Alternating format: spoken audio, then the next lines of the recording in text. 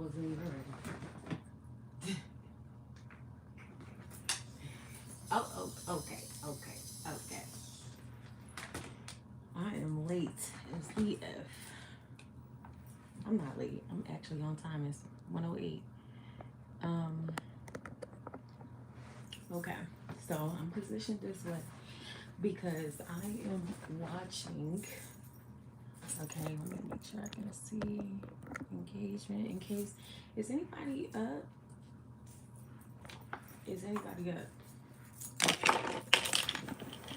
I want to do a reaction video. Let me finish hooking it. I charged everything, so I'm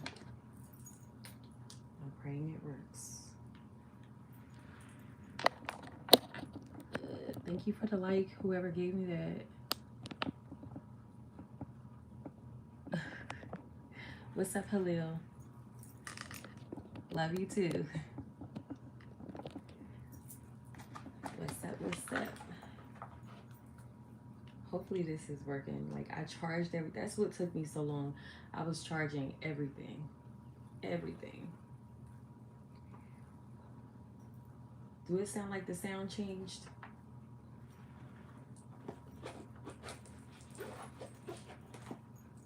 Thank you. Thank you so much.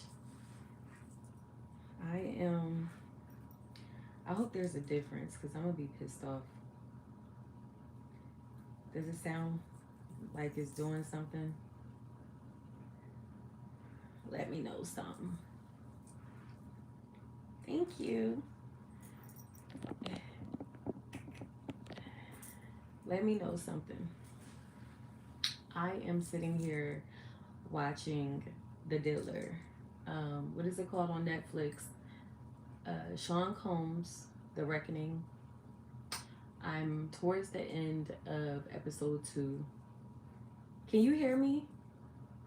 Can you hear me, Halil? So we might get copyrighted. I'm not sure. We might get copyrighted. Don't mind my nails. I wanted to use this time to also do my nails. Can you hear me? Because I'm not sure if you can. Does it sound really clear? Does the quality sound really good? Does it sound like I'm talking into the mic, or it's just picking up feedback on my phone? Which one? Does it sound like I'm talking into the mic, or no? It's just feedback on the phone. Which one? Because I really want to do a reaction video. I had to stop this episode, and I was like, nah, it's time for me to go live. I have about 8 minutes and 41 seconds left. It's getting deep already. Episode 2. I get super sensitive when it comes to Biggie. I just love Biggie. He reminds me of my brother, my older brother. Like, my older brother kind of got the little lazy eye and everything. He really dark skin like him, big lips. So, like, I just always love Biggie. Like, I love Biggie. You know what I mean? And it just hurts me so bad that he went out the way he went out. It hurts me so bad that he was done the way he was done. And me and my sister, man, we used to be obsessed. Like, we done watched every documentary there is behind Diddy, Biggie, and Pop. Every single documentary. And what I just watched in this here documentary just a few minutes ago, before I had to press stop, almost made me cry. I said, let me stop it right now, because I didn't see that footage. You know, it was never seen before footage. And dang, man, like, I almost started crying, man. I was like, oh no, man, I ain't want to see that. I ain't want to hear that, man. That audio, that call, and then that mother effort. Like, man, I'm telling you, I was living in New York at the time this happened. I was a little girl. And it's just, all I remember is everyone knew that Diddy was behind it. That's all I remember at a young age. And my dad wasn't into hip hop or anything like that, but he was an avid like news watcher. Like he had the news on all day long. So it was just, I don't know, like we just grew up knowing that Diddy was behind it, but couldn't really like prove it or whatever. You know what I mean? Um, but what I just seen in episode 2, what goes down must come up. What I just seen in this episode pretty much just tells me it confirms what we already knew. Like I didn't. There's a lot of songs I don't know. You know, I was raised a Christian girl. When I was living with my mother, and my father, he wasn't into hip hop or anything like that. So, you know, and he was gay, so he didn't listen to hip hop and stuff. Like he was into classical music, opera, you know, like Frank Sinatra, like stuff like that. So we didn't grow up listening to like real hip hop, this era of hip hop. You know what I mean? Only as I gotten older and had friends. Thank you for the likes. Thank you for the likes. I hope you guys can hear me pretty well. But only as I gotten older, you know, and had friends and everything. Yes, what's up, girl dad, cooking up deliciousness. Um, hey, let me get my remote. Period. Okay. But only, you know, growing up, being around, you know, friends and work out. Hold on, not yet. It's not your time yet. It's not your time. Oh my god, I'm about to play this scene again. Oh my god, like this is deep. Like it's deep. Cause I have a real attachment to the whole Biggie, Tupac, and Diddy thing. Like, you know what I mean? Like I done followed every documentary, and the fact that I'm just seeing, like, you know, me and my sister was like obsessed. So like we would watch these together and we go super into detail, and the fact that I never, like, it warned you. It said never seen before, you know, never seen before. But the fact that I just seen, like, and heard, and then the call, like, dang, man, that's real foul, man. Diddy's a foul mother effer. Diddy the Diddler. Diddy the Diddler. Foul as F. So basically what I'm doing tonight, as much as I can, you know, I wanted to do my nails. This nail just broke. Like, it's literally that time. This is starting to lift. And I didn't realize, I don't know, I lose my nail glue so many times.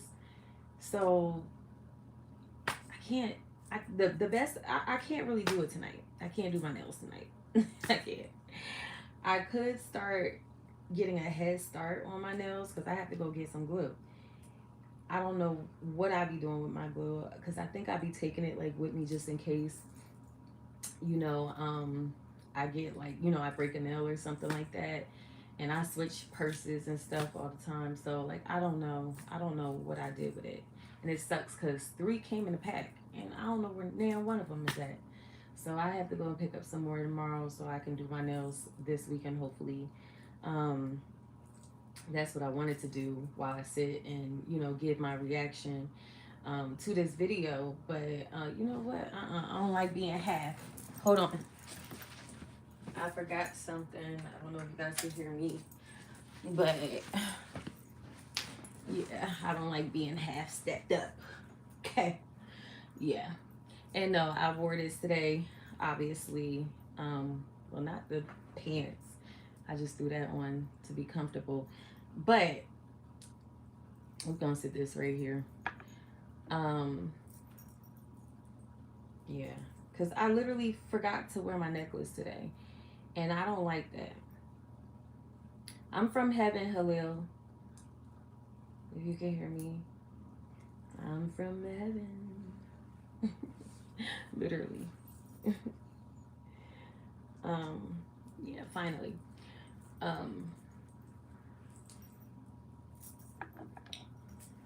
WYBOSIS. What's that? What that mean? What's that? What's up? What's up? Thank you for the likes. Thank you for the likes. Yeah, I'm so pissed off about that because I really wanted to, you know, do my nails, but like I said, I can get a head start on it. It's late. I did take a nap. I sure did. You know, Friday, I don't know if anybody works as hard as I do. I'm sure there's plenty. But by Friday, by the time you get home from work, it's crash out. My kids be crashed out. Okay, they go down for the rest of the night, and I go down with them. So yeah. So what I'm getting into tonight, I don't know if I'm gonna get a head start on my nails or not, but I'm doing a reaction video to the Netflix documentary on the Diddler. Um, you know, you guys know it. For those of you who's been around for the last couple of years, I've been putting my 2 cents into the whole Diddy saga. I have a whole entire playlist on it, which this video will be saved to. I did take a break speaking on him because, you know, it gets deep. I don't know what was exposed here. I forgot how many episodes this is. I'm on towards the end of episode 2, and I think it's about 5 or 6 episodes. I can't remember, but from the reactions of a lot of people, I see that, you know, maybe a lot of people's wool is starting to be lifted from their eyes, but I've been calling it. You know what I mean? I've been doing a lot of digging, a lot of research, following people that, you know, that are actual survivors. You know, they got their own channels, they have their own accounts of stories that happen, following YouTubers that has actual court documents that has been filed. So I've been following that stuff along for the last couple of years. Since Cassie filed her lawsuit officially, I've been following along. Actually, there's been posts that come up in my memories that, you know what I mean, um, was it? Yeah, I think I remember saying like, oh, it sounds like a Rico. And somebody comment under there like, yeah, nah. Maybe not then. Maybe not when he got convicted. But after this, maybe so. Because everything, like the song I just heard with Diddy talking about I put a million on your head, and then Keefy D confessing to $1 million. I don't know, maybe it's coincidental, maybe it's not. I don't know. You know what I mean? But it sent chills up my spine. And then to what is his name? Kirk Boros. I listened to the whole Diddy trial. I listened to the transcript um, as it was being read on screen, and I also followed 3 YouTubers that gave 3 different views or 3 different perspectives, but very detailed, that were actually sitting in the trial. Shout outs to, we ain't even gonna do us like that. I'm gonna give them some real shout outs. One moment. Cause you know your girl, I don't know how this sound. Can y'all hear me? Can y'all hear me? We ain't gonna do ours like that. We're not. Oh yeah, shout outs to me being a blueprint. That's all I gotta say. Anywho, let's see, what's the name? Let me turn this down. What's the name? So Armand Wiggins, obviously, he did an amazing job giving his account. He was cutting up at the Diddy trial. I love his personality. He's very honest. You know, he's not, okay, he may be a teeny bit biased, but we all have our opinions and we all can be a little biased, you know what I mean? But he's very honest. And this is why I liked following, you know, these 3, because they give a very honest, I may not agree with everything. I'm one of those people, like, I could really, really F with you, and really value your opinion, but it doesn't mean I agree with every single thing that you say, you know, because I have my own opinion. Obviously, this is Chrissy's unpopular opinions.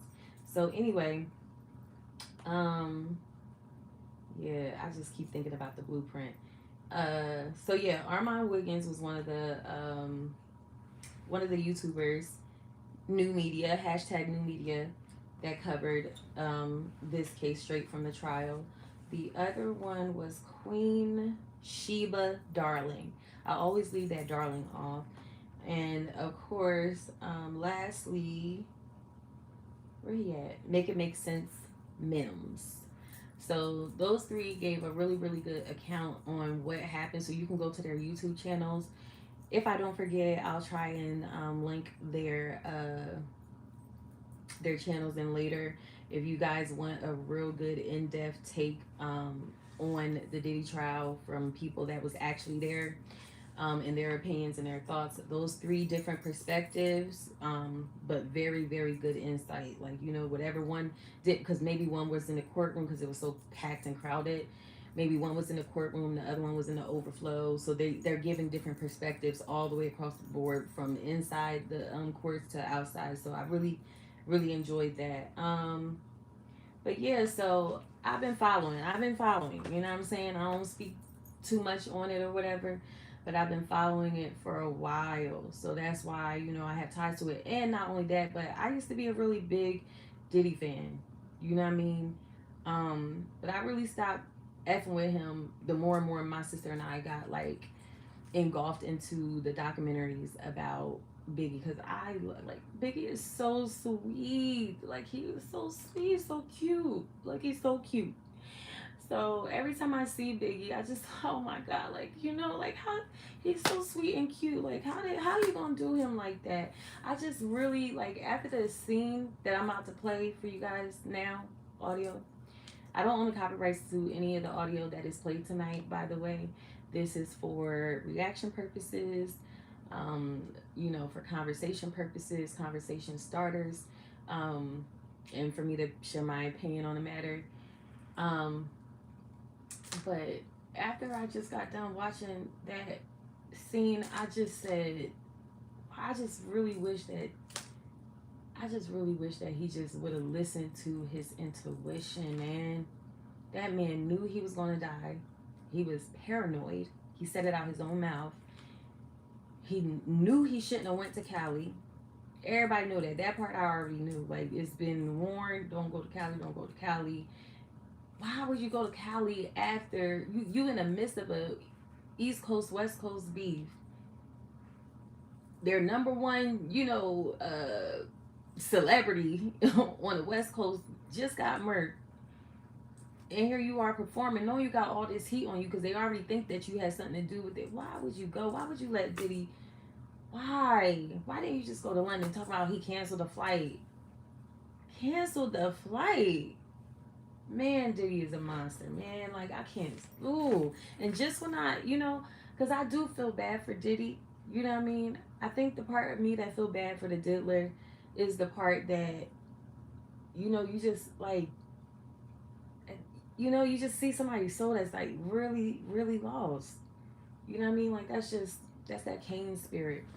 But anywho, I'm gonna start playing this and chilling and start watching, giving my reaction, whatever.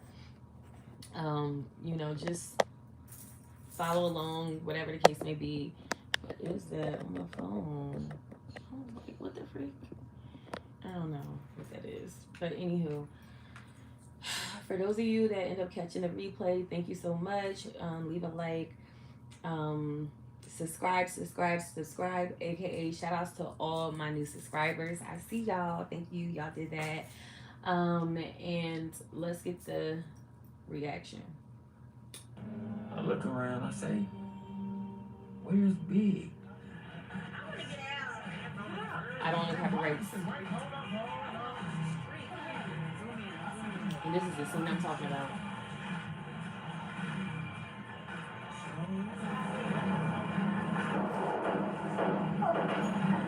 That's Big in here. Big got shot. Get down. Big in here. Somebody got shot. Yeah, we need an ambulance on Fairfax and Wilshire. I need to see if my audio will be too. We have a shot. Okay, hold on. I get that. We're going to Wilshire and Fairfax. Hold on. Listen, sir, I can't hear what you're saying. We're being shot in our car right now. We're trying to roll to the hospital. So I'm like, is that Diddy or somebody else? Was it 3 people in the car with all together?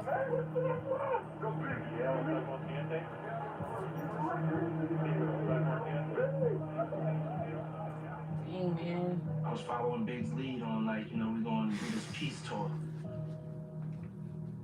Big's lead. Big's lead. Everybody say Big ain't want to go to Cali. Sean said it on Can't Stop, Won't Stop. Biggie wanted to go. See? I ain't even see that part. He's lying about that. Sean wanted that trip and was pushing This is making me so angry. Like, it's making me so angry. Let me know that's a weak spot for him, and he's nervous about that information. That man is a blatant, habitual liar. You understand? Talk about Diddy. Biggie wanted to go. He's lying about that. Sean wanted that trip and was pushing it for weeks and weeks. I would have been like how? Hold on, pause. And let me know. First of all, let's get this thing on. Let's talk about this, okay? Why? Let me go here. You just can't peer pressure me into doing anything. You know what I mean? I just wish that Biggie he just was I don't know, like you could tell he was just like, he probably couldn't say no. You know what I mean? I just wish that he was just a little bit more stern. You know what I mean? Like he already felt that pressure. He already felt paranoid. He already felt he was gonna die. Like, why you go to Cali, man? Like, why you let that man convince you and you didn't want to go? Don't ever let a friend convince you into doing something that you don't want to do. You know what I mean? It's no. No is no. Respect the no. That's a weak spot for him, and he's nervous about that information. All right, so like what I need to do is he ushered Biggie to his death. Ushered Biggie to his death. What do you think of Biggie? Next question. All it was is a Puffy and Suge Knight war. You're messing with lives here, and that's exactly what happened. 2 lives were lost as a result of what? I'm just trying to hear how I sound. All it was is a Puffy and Suge Knight war. You're messing with lives here, and that's exactly what happened. 2 lives were lost as a result of what? I'm just trying to hear. I don't think this thing is on. Is it on? Is it on?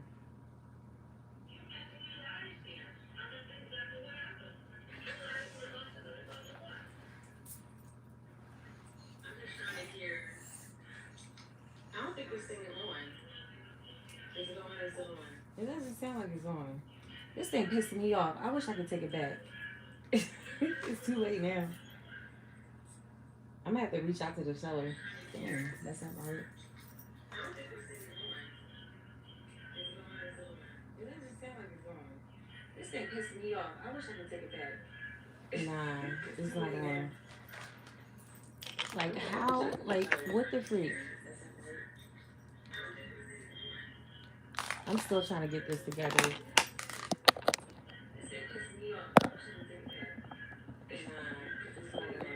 This thing ain't never worked. Like, what the freak? Yeah, this thing ain't never worked. I'm still trying to get this together.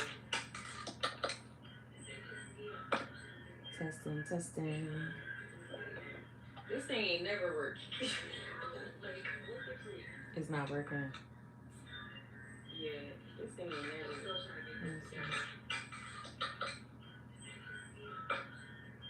Testing. This thing ain't never worked. So I just turned this off, so I'm gonna see if I can hear a difference.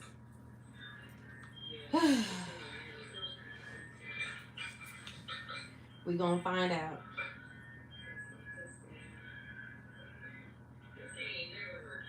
So I just turned this off, so I'm gonna see if I can hear a difference.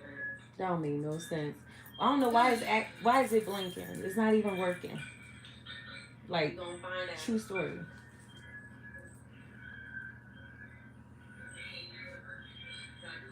And the only way I can really figure out if this is working, I don't know why is it blinking? It's not even working. Like, is by doing it on this live.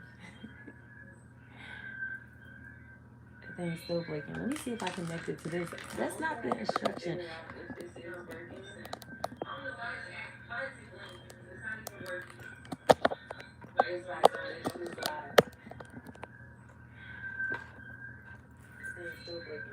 That can't be the case because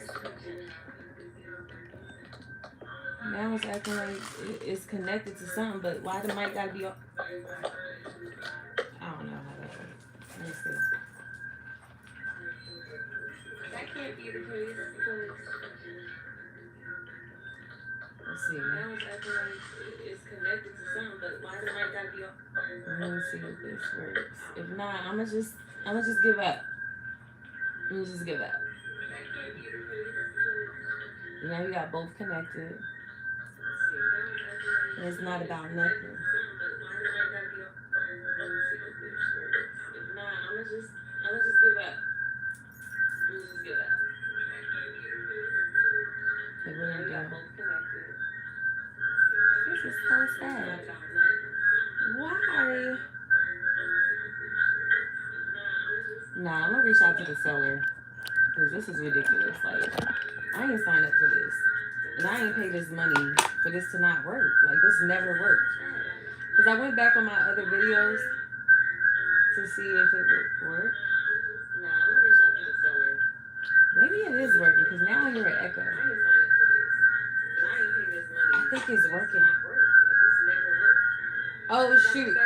Or maybe it's just because I got that on. Let me turn this stuff on. That's probably what it is because I have my tablet on. Maybe it is working because now I hear an echo.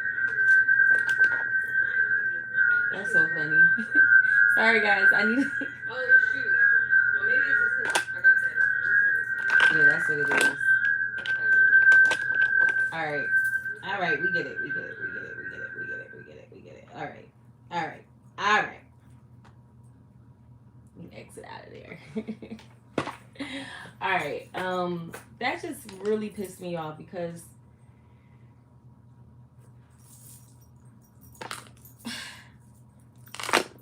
like I need the sound. Like I'm trying to block that out. Like what the freak? Why can't you just work? Like it just don't work.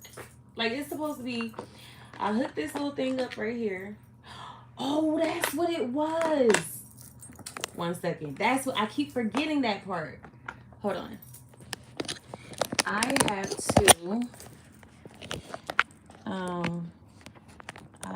take the case off. That's why. I keep forgetting that. I have to take the case off because there we go. I just kind of cracked this some more. I have to take the case off because it can't connect properly with the case on. I keep forgetting. Now it's just like the light is trying to hold on to this little thin behind phone. All right, let's try this again. Now it's going to be a difference. Watch, I promise you. Now it's fully connected.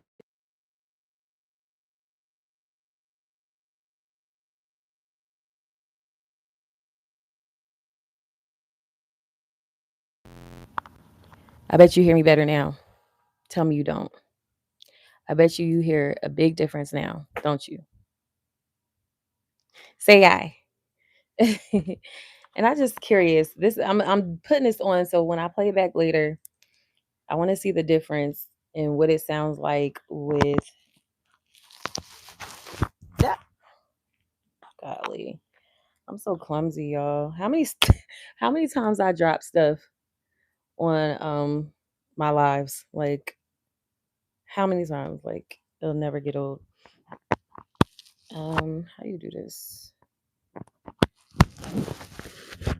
There we go. Does this sound different? I'm gonna test it out. But yeah, okay, so back to this because I done lost my train of thought and I need to see count, subscriber count. It's 1:38 in the morning. You're messing with lives here. And that's exactly what happened. His poor mama. Like the wait, like, yo, that dude. Just evil. Hold on, what was that? That's a weak spot for him, and he's nervous about that information. That's pissing me off. He ushered Biggie to his death. That was deep. That was a deep statement right there. No, I'm about to put it on something else. All it was is a coffee and sugar. I got all my nail stuff right here. I ain't even doing my nails. You're messing with lives here. And that's exactly what happened. 2 lives were lost as a result of what? Stupidity? When I sat down Stupidity with ain't Loretta, even a word. we briefly brought up Sean Combs. It was clear to me That's not gonna that work. she had no real respect or appreciation for him. Sean clearly didn't do all that he could have done to help out in the investigation. In fact, he was a hindrance in the investigation. Puffy was kind of stonewalling people from talking because he knows if you make inroads Hold on on, I'm gonna have to murder, bring that back. you're going to make inroads on Tupac's murder, and that potentially can lead right back to I him. don't like it on that side. How are Biggie's mom and Faith and the kids taking all this? Biggie's mom and Faith and the children are extremely strong. Matter of fact, they've been strong for me and helping to hold me up. His mom been strong for you. Of his best friend in every article and publication, and that wasn't necessarily His mom and I'm going to be there for has them, been just like strong he for would be there him. them to make sure that they're all right. Sean said, "We're going to do the biggest funeral for Biggie that New York has ever seen." That's the least you can do, but it's grimy as F.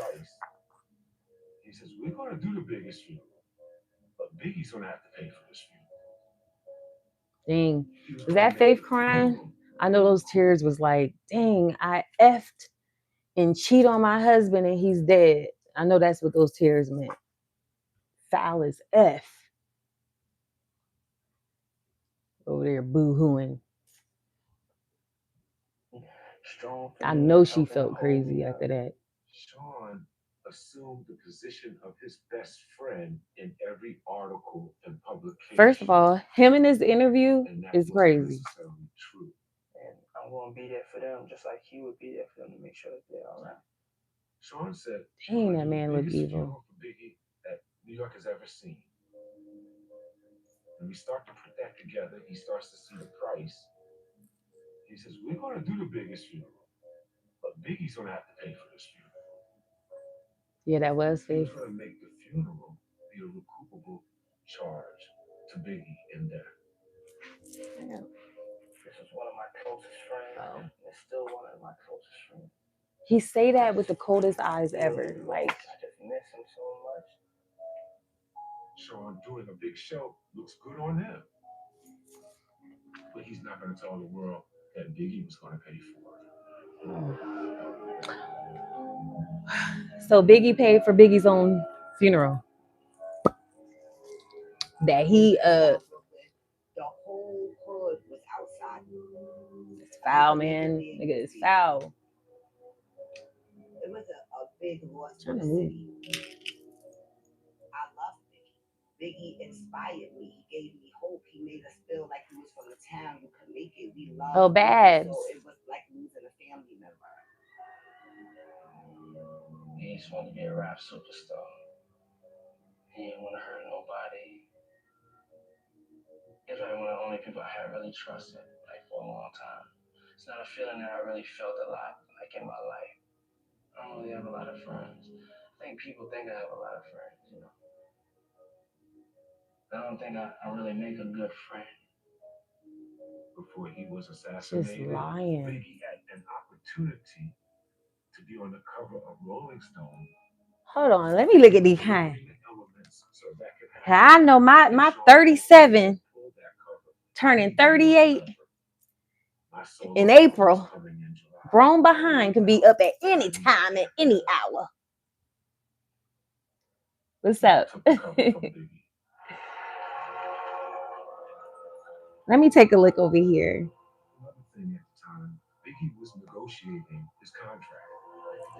I already went to sleep. Now I'm up. What's up? We up tonight. You said laugh out loud. Good answer. What's up? What was it? Till midnight?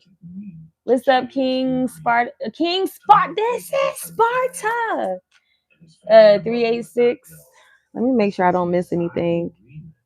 He wanted those changes to come from out of the center of the agreement and have those. Oh shoot! I ain't know my shirt was rolling up in the back. And I said, that's not right. I'm not doing it. 90 days later. Now what happened? First of all, this man is like the biggest. He's a sociopath. That's what it is. He's a sociopath. He doesn't realize. Not doesn't realize. He has no he's incapable of having real emotion, or feeling real consequences or something like that. Like he's a sociopath. That's what it is. Like he doesn't have no remorse for his actions. You know what I mean?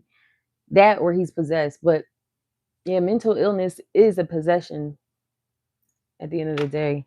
You want to be a buck about it. Okay, so thank you guys. How many of us know about anything that you watching? Right now, do you know what I'm watching? I'm watching the Netflix Sean Combs The Reckoning song. What I say? Yeah, Sean Combs The Reckoning. Let me show myself some love. Why wouldn't I? But anywho, you said how many of you? You said, I guess I'll come back when you talking about yourself. Oh, that's fine. I might talk about myself. You never know. I just be chilling on live, talking about this. I was planning on talking about myself if I got to it, if I got bored with this, but right now I'm on this. But thank you so much for coming to check me out. And I'm sorry I can't give you what you asked for tonight, but this is Chrissy's Unpopular Opinions. But you can check out a lot of other videos that I have talking about myself. I know you haven't watched all. How many videos do I have on my YouTube channel? Let's take a look. 627. Yeah, of me talking about myself. So there. Knock yourself out. Nothing personal, sister. I don't take anything personal at all. Please understand I'm very sarcastic, very witty. All right, let's bring this back so I don't miss out on it. But this is what I'm doing right now. So I'm just chilling, watching Diddy and giving my reaction. That's what the title says. In Best Stop, Brooklyn, the whole hood was outside. Yeah, I remember that. Because like I said earlier, I was living in New York at this time, but I'm from Midtown Manhattan. So that's not like my era or whatever, but it was a big thing. You know what I mean? He's supposed to be a rap superstar. Ugh. He ain't wanna hurt Let's nobody. skip past this part because I don't want to watch this man lie again.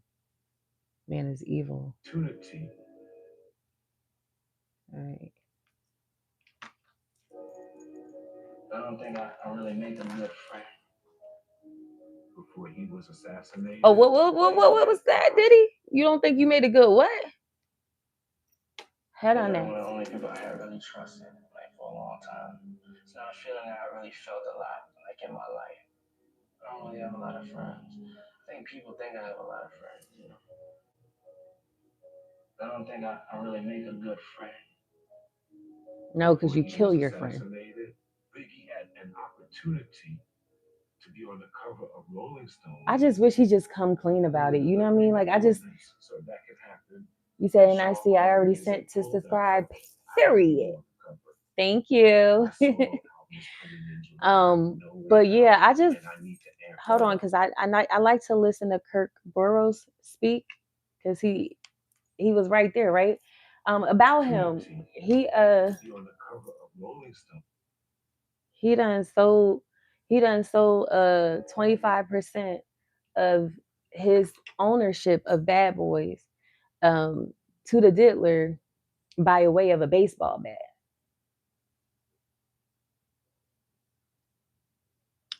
I would have had to get that back in blood. I ain't gonna lie. Ain't no way. First of all, I'm just not the type of chick that you could just do stuff like that to. I don't know what. Maybe it was different back then. I don't know why. I don't know. It wasn't sticking up for themselves or whatever. I don't know what that's about, but it caused. I don't know how he was able to manipulate people like that. Like without money. You know what I mean? Like all those people he had. Who? What was that man name? Here comes with the new flavor of the year. That dude. Like you had this man performing all over and you wasn't paying him. He was dead broke. Like I'm not understanding how people were still willing to do things without getting paid properly. Like I don't get that part. Like I mean, earlier. Now, later, I guess I can see because he was a big, big, big threat. But he didn't become a big, big, big threat. No, that man was a menace to society. The moment him and Andre linked up, that man started plotting. Too smart. He's an evil genius. Howard University dropout. I don't think I really make a good friend. You don't. Before he was assassinated, Biggie had an opportunity to be on the cover of Rolling Stone. We were delivering the elements so that could happen. And Sean called me and said, pull that cover. I need to be on the cover. My solo album is coming in July, No Way Out, and I need to amp that up. He took the cover from Biggie.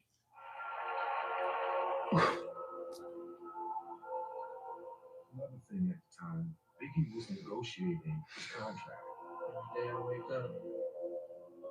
We acquiesced and gave him everything he wanted, and then he died. Can't believe you're here.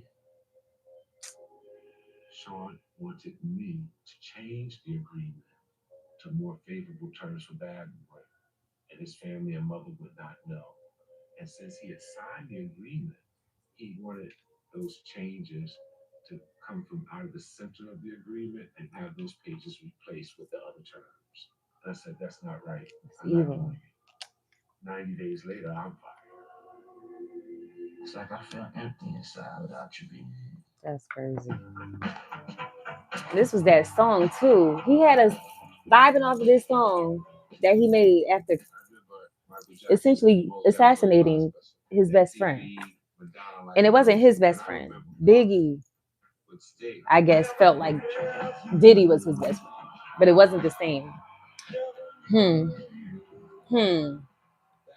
Music is very rare. It elevates you to such another level of superstar. They made him rock star-ish. It's kind of hard with you not around. You in heaven smiling down. Now you are artist. But now it's him. Right. I'm the man. Yeah, she said, now you the artist. See the lines like in front of the stores, like people going there to get my record. It's crazy. It all happened pretty quickly. Just the smiling. Being an intern to being on the cover of the Rolling Stone. Thanks to Biggie's mother who's sitting right there for having Notorious B.I.G. You've abused that. That is a grimy nigga right there.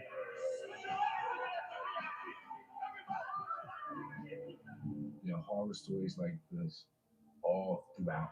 Cleared of gun possession and bribery charges, Sean Puffy Combs walked out a free man. Some people speak up about it, most do not.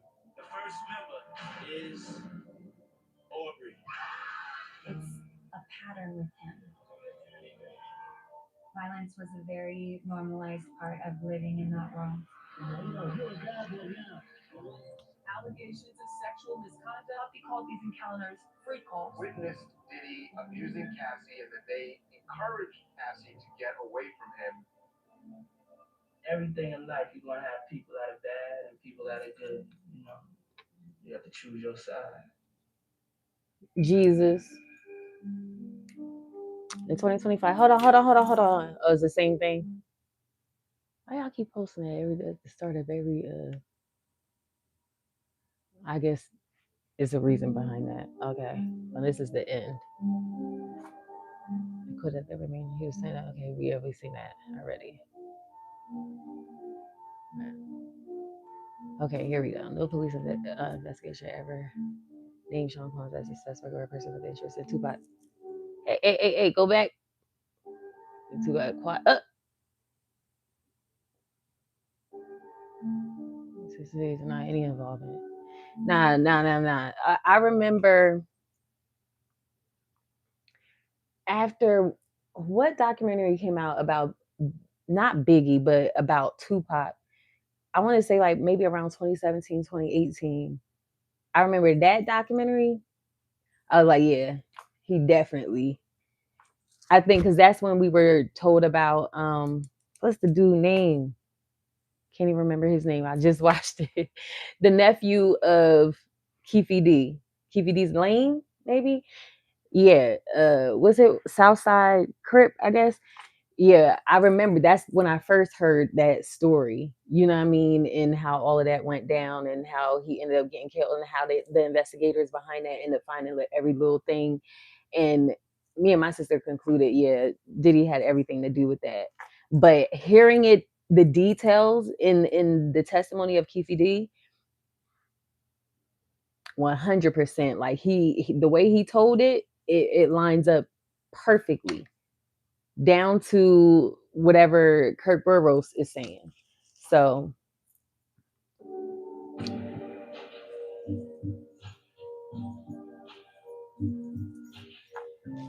yeah, shout outs to 50, yo. He does an amazing job directing, producing, like shout him out. I'm sure there's a reason for this disclaimer every time. All right. Just got finished seeing this. All right.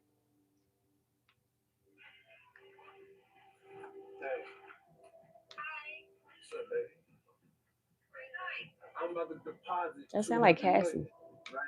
Oh no, is that it is Cassie? Is it?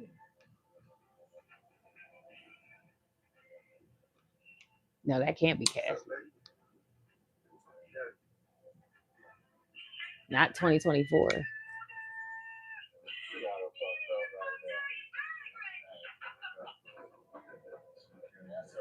That don't sound like Carisha, please.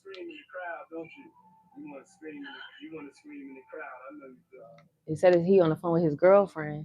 I've seen Puff with a lot of women. He knew how to take a woman and change her life overnight.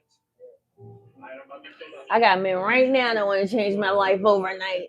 I ain't selling my soul to the devil. No, sir, not me. Men been wanting to change my life overnight for years. In Janet's likeness. In the very young relationship with Lisa, she would come to me, where's the money he's supposed to be giving me for our son?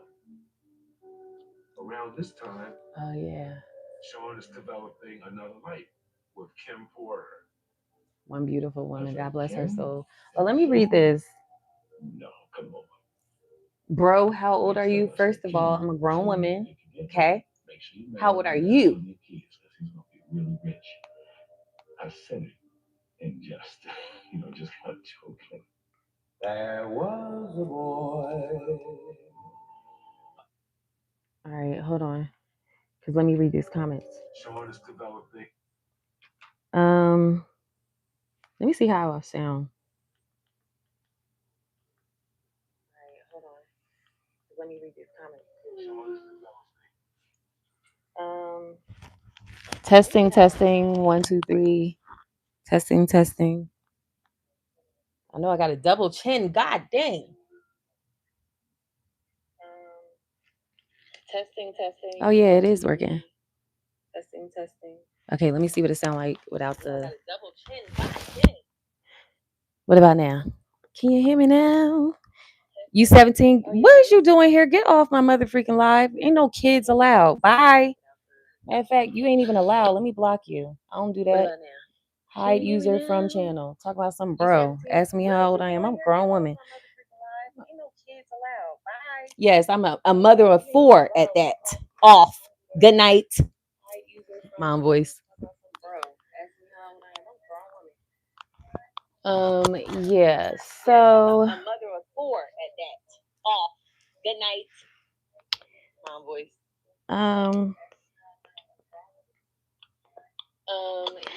Okay, let me turn this back down. I be cracking up and with my mom voice. My mom voice gets on my nerves so bad. Like I really can't stand it. Okay. Same way some friends can be in your life, I mean, life, I guess, to manipulate you and let you down when you had all your trust in him. Ish happens, you know. You know that. Yes, I can. I understand that, but at the same time, I guess it's different when you have God versus when you don't. You know what I'm saying? Like with God, you have discernment. With the Holy Spirit, you have the discernment that will lead you away from, you know, situations like that. Not only that, he had some intuition that he felt something was going to happen to him, but he did not act on that intuition. I know in my lives, maybe a year or so ago, definitely was about 2 years ago, if I remember correctly. Oh no, it could have been last year. I remember stating how I used to always pray and ask God for discernment. Discernment I always had. What I didn't have was, you know, acting on my discernment. Like I'll know better, but I didn't do better kind of thing. You know what I mean? Until something happened, something very serious that could have went really, really, really bad. But it was bad enough for me to be like, nah, for now on, whatever I feel, I don't care what it is. Like I'm not second guessing it. I'm not, and it works on tests, it works in real life, and it works with people. So I don't when it comes to things like, you know, people need to learn to trust their discernment better and listen to it better or act on it better. Like if your discernment or your intuition is telling you no, let it be no. Don't test it. Don't play with it. You know what I mean? Especially on the level that I feel like Biggie was. Like I feel like in a situation of what's going on, like we're not talking about like a friend that you trusted to have your back. We're talking about East Coast, West Coast gang war. His nemesis, just somebody that he really didn't even want to beef with, was just murdered a few months before. It was hot. They've been getting warnings after warnings after warnings, not going there. Like is, and he's telling him no. And he called Kirk Burrows saying, "Yo, they talking about, you know, he don't want me to go to London. Da, da, da, da, da. He don't want you to go to London. You should have stayed in that hotel." You know what I mean? So that's what I'm talking about. This is a totally different situation. Now to your point, friends can be in your life and manipulate you and let you down when you had all your trust. I totally agree with that. I feel like I don't want to speak too much on that right now, but I definitely experienced it before. And, you know, I just learned to take people as face value. You can be friends with somebody for years and people switch up on you so fast nowadays. You know what I mean? And me, like, I don't put my trust in no man. Like, when I say no man, I mean woman or man. Like, because the Bible tells us not to put our trust in man.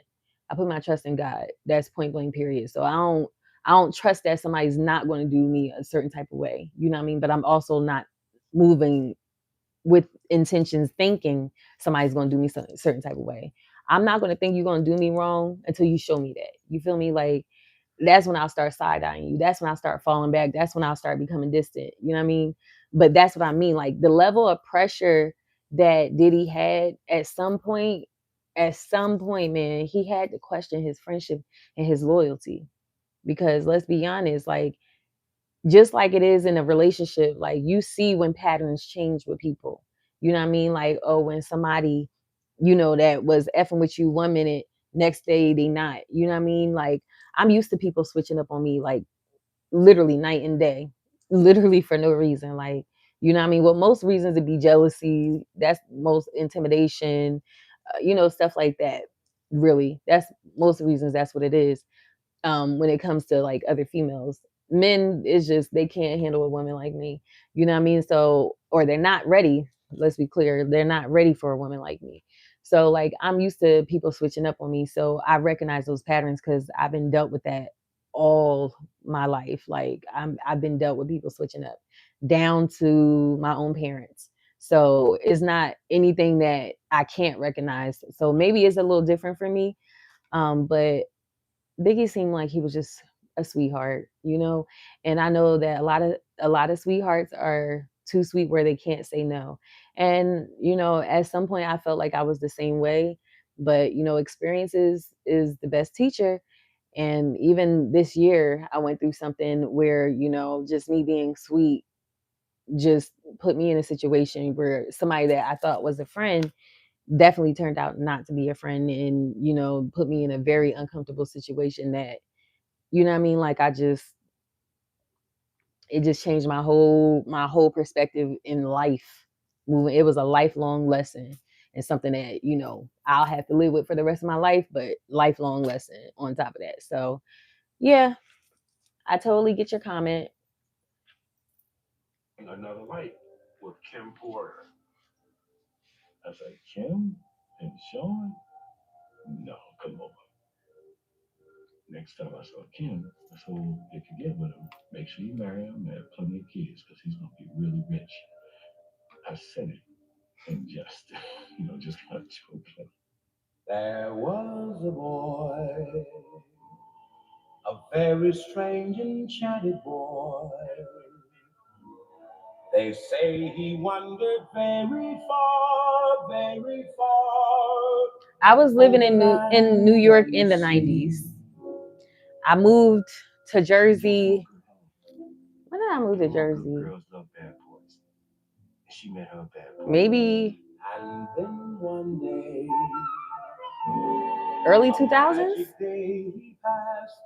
I don't live in Jersey anymore, guys. Kim was that bitch. Kim did, yeah, she ran. She was that. She was Yeah, she's beautiful, absolutely stunning. You would hear Kim say stuff like, I'm not your boyfriend. She had like, fuck you, bitch mentality.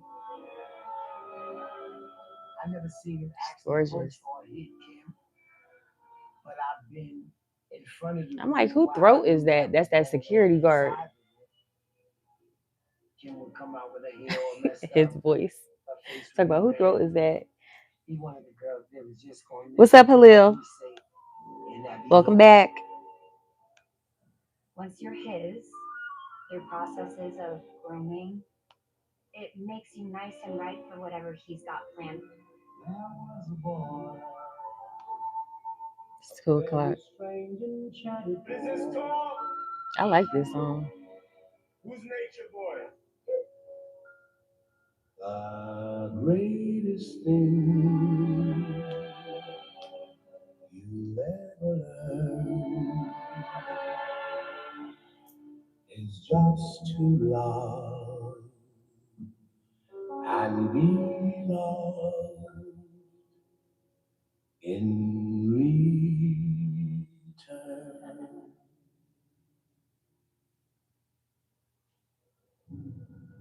Hypersensitive.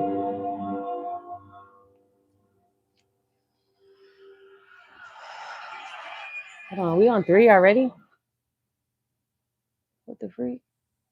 Oh yeah. Okay. I'm slow. It took just a few years for Sean Puffy Combs to move from record company intern to one of the most successful producer entrepreneurs in music history. With the biggest smile on his face. And I like this song. After Biggie's death, Bad Boy skyrocketed. I think I remember him showing me a check. And that was the clear sign that he sacrificed him.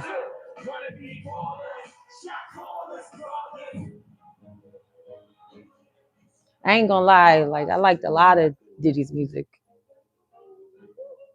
He found an altitude. He was Satan himself. That was right for him. This is like one of the first homes that I bought when I started doing okay for myself.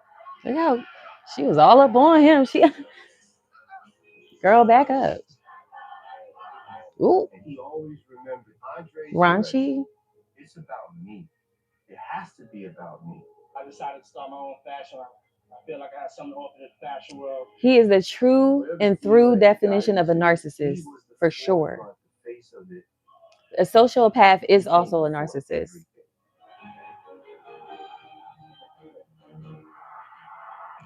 He has inability to feel emotions. Let me really look up the definition. All your dreams come true. Hold on. I keep talking to these people. I gotta hear everything. Front, the face of it. He came before everything. I don't have Google on here. I need Google. When I first met him, he was like, "Welcome to Bad Boy, where all your dreams come true." I was a recording artist. I was a good one too. I was on Bad Boy for life. I went on the No Way Out tour. Puff was working on the Godzilla soundtrack. He wanted me to write that song for him. I love when Google do stuff like this. I had a difficult time writing at first because I was writing music that I thought would make him sound good, and it didn't work.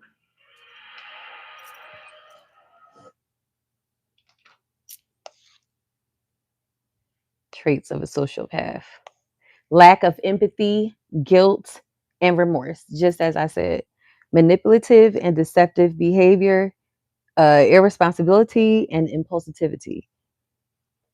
Okay, sociopathy, formerly known as antisocial personality disorder (ASPD), is characterized by a pervasive disregard for the feelings and rights of others. See, psychology major dropout. I know something, okay? Don't discredit me when I got credits, okay? Credits on credits. I ain't got that many though. I mean, I got a few. I got a few. I put my time in. Okay, anywho, I learned enough. Okay, what else? It says they often have difficulty holding down a job. Well, definitely not this guy. And may engage in aggressive or reckless action. Definitely this guy. Disregarding social norms and rules. Nailed it. Sociopath. Core traits: lack of empathy and remorse, a fundamental inability to understand or share the feelings of others, and a failure to feel guilt for their actions. So, if you ever dated a sociopath, I had 3 kids with one, literally. He don't care about your tears. Literally, you stop crying right now. He don't give a F. It means nothing. Okay. Matter of fact, don't he might get a little joy out of it, but it ain't gonna have remorse for it. Nah.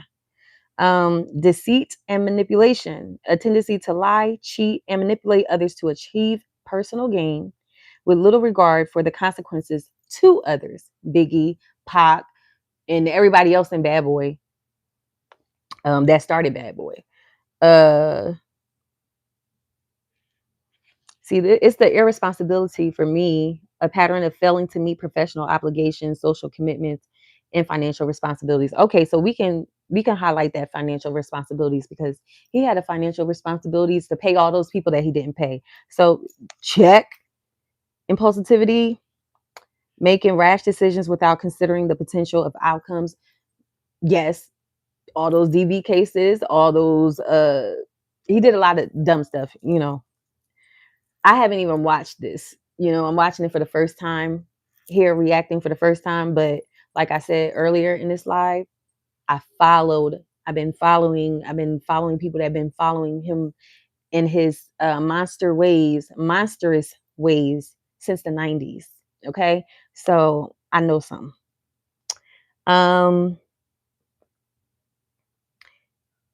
Another core trait would be aggression and recklessness. Propen, propensity for aggressive, hostile, or violent behavior, as well as recklessness and disregard for rules and social norms. Other common behaviors: charming and superficial. That's definitely him. Can be very charming and convincing, using this to their advantage. Egocentric and selfish, often driven by a need to fulfill their own ego, seeking gratification at the expense of others. Am I on the money? Sociopath. Poor self-esteem may react with anger or self-righteousness when confronted about their behavior. Oh, he has a history of that. Look, he still hasn't taken accountability since he's been locked up, since he's got convicted. He's some of this footage is him having a camera guy follow him after he's been charged, or what is it? I don't know the proper legal term. When was he convicted? He wasn't convicted. He didn't even go to court yet, but what's that? If y'all see this, let me know. Where else are we at? Self-destructive tendencies. Look where he at. May engage in self-destructive self-destructive behaviors such as substance abuse or promiscuity. Freak offs. One word, freak offs. I don't know. Is freak offs 2 words or 1? I know the word freak and offs, but in the sense of the S's that they use it, is it freak offs? 1 word or 2 words? Let me see how I would write it. Let me see. Matter of fact.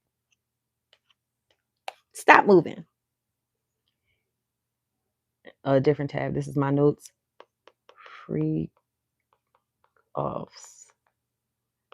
Freak. Yeah, I will write it 1 word. It just makes sense. 1 word. And lastly, difficulty with emotional connection. Big one. That's actually the first sign that I notice when it comes to sociopath. They can't connect and they don't have remorse. That's the easiest way to spot a sociopath. And narcissist behavior, which is that egocentric and selfish. So it says may exhibit shallow emotions and struggle to form meaningful attachments. I literally was with one for years. So I know I can recognize a sociopath or 2. So it says, what is sociopath versus psychopath? The main difference is that psychopaths are generally more strategic, cold, and unemotional. Often, see, the only reason why I wouldn't claim him as or label him as a psychopath is because he has children, and I feel like his children, based on, because like I said, I have children with a sociopath. There's no love there at all.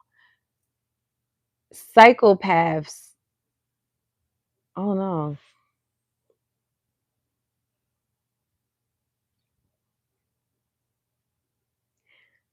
Yeah, I think I said it wrong. He's a psychopath. not Diddy. I'm talking about the one I was with. But sociopaths, I feel like, inability when it comes to the expense of others and stuff like that. But I do feel like, I don't know, maybe it's just an act though, like with Diddy and his kids. But I don't know. I do feel like he really do love his kids in a weird way, if that makes sense. Like he didn't love them enough. I don't know. Maybe he just really he was just too big and egotistic that he didn't think that he was going to get caught up. Like he really didn't think, because he's been getting away with it for like 20, 30 years. So yeah.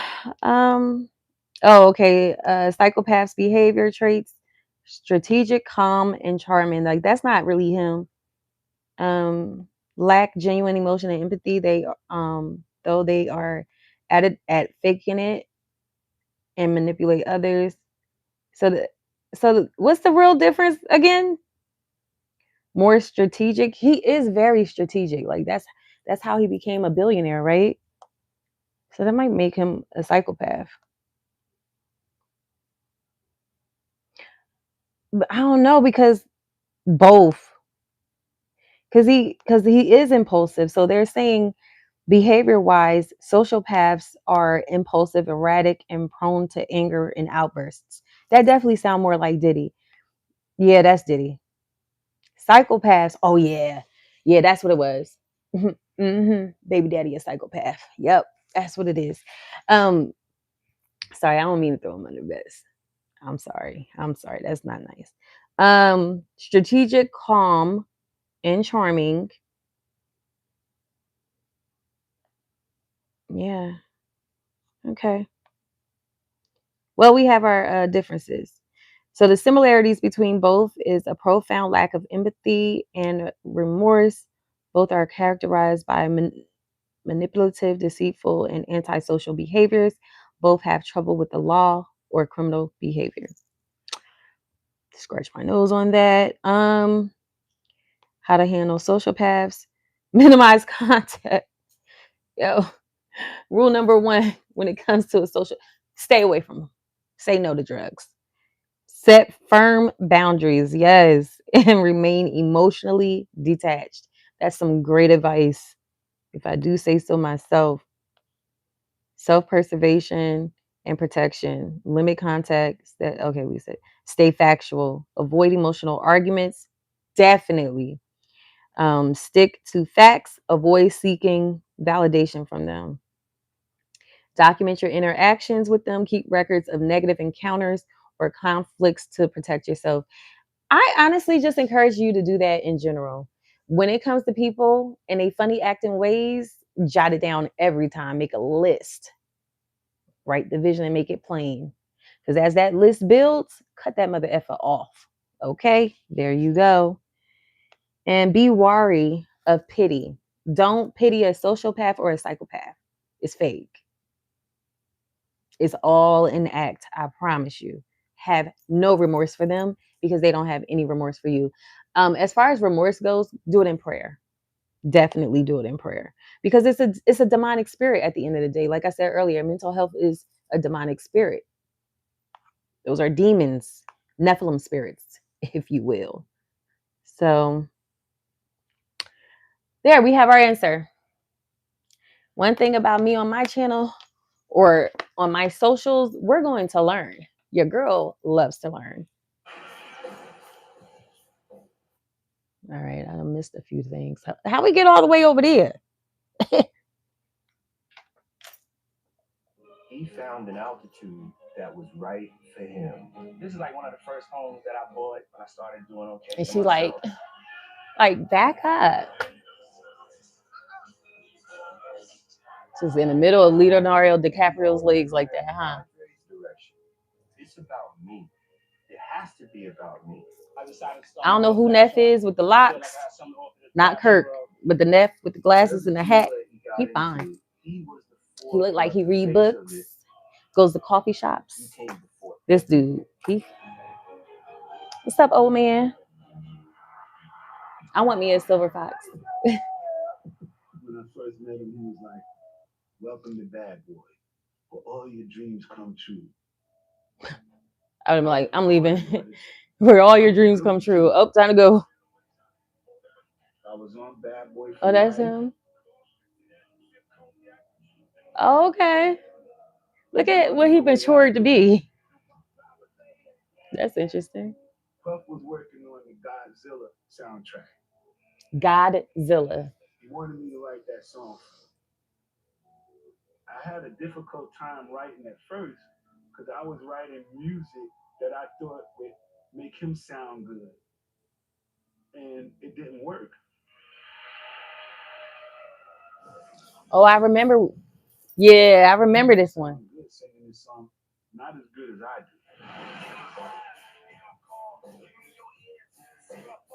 See my errors, know my faults, time halts, see my loss, break the faith, fall from grace, tell me lies, time flies, close your eyes, come with me. Right? He kind of cute was too. my version, right? He goes, he may cry, he calls me near, see my faults, see my errors, know my faults, time halts. Dude. I'm like, bro, that is not what I said. Yo, he funny. That is not how I did the song. Cut. I had to actually puppeteer him kind of like and say. Yeah, he was going hard on that on this show.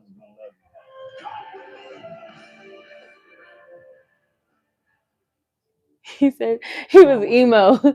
My life cares. anybody ever recorded. It's actually a good song. Love a You little would rap. think life turned good for me, but life turned better for him. He was dating J-Lo.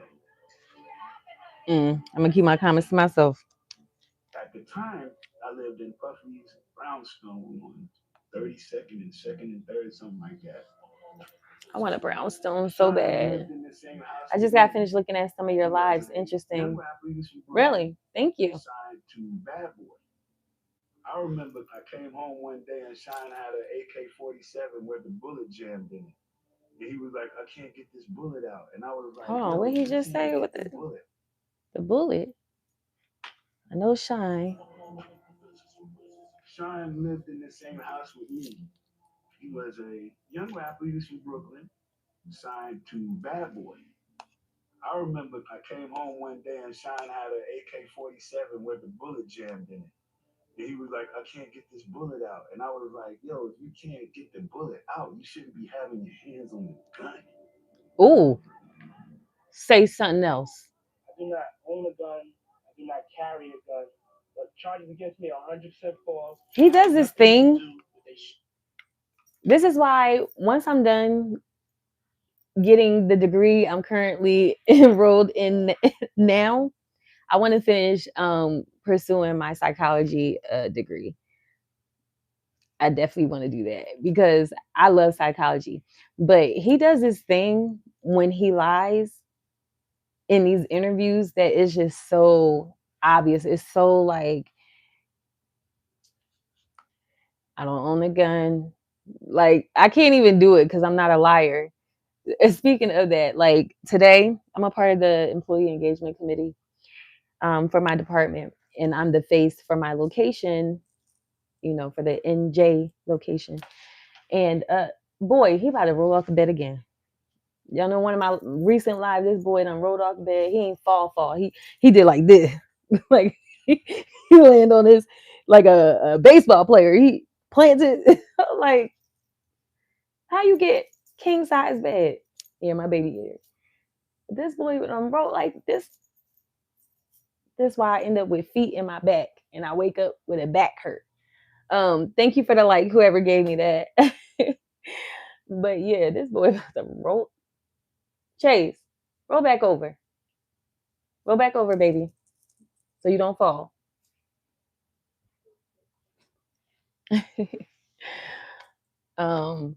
Boy, I don't know what he think, he in the ocean. Like, it might be a big bed, super big bed to him. Me, I feel like I need a California king.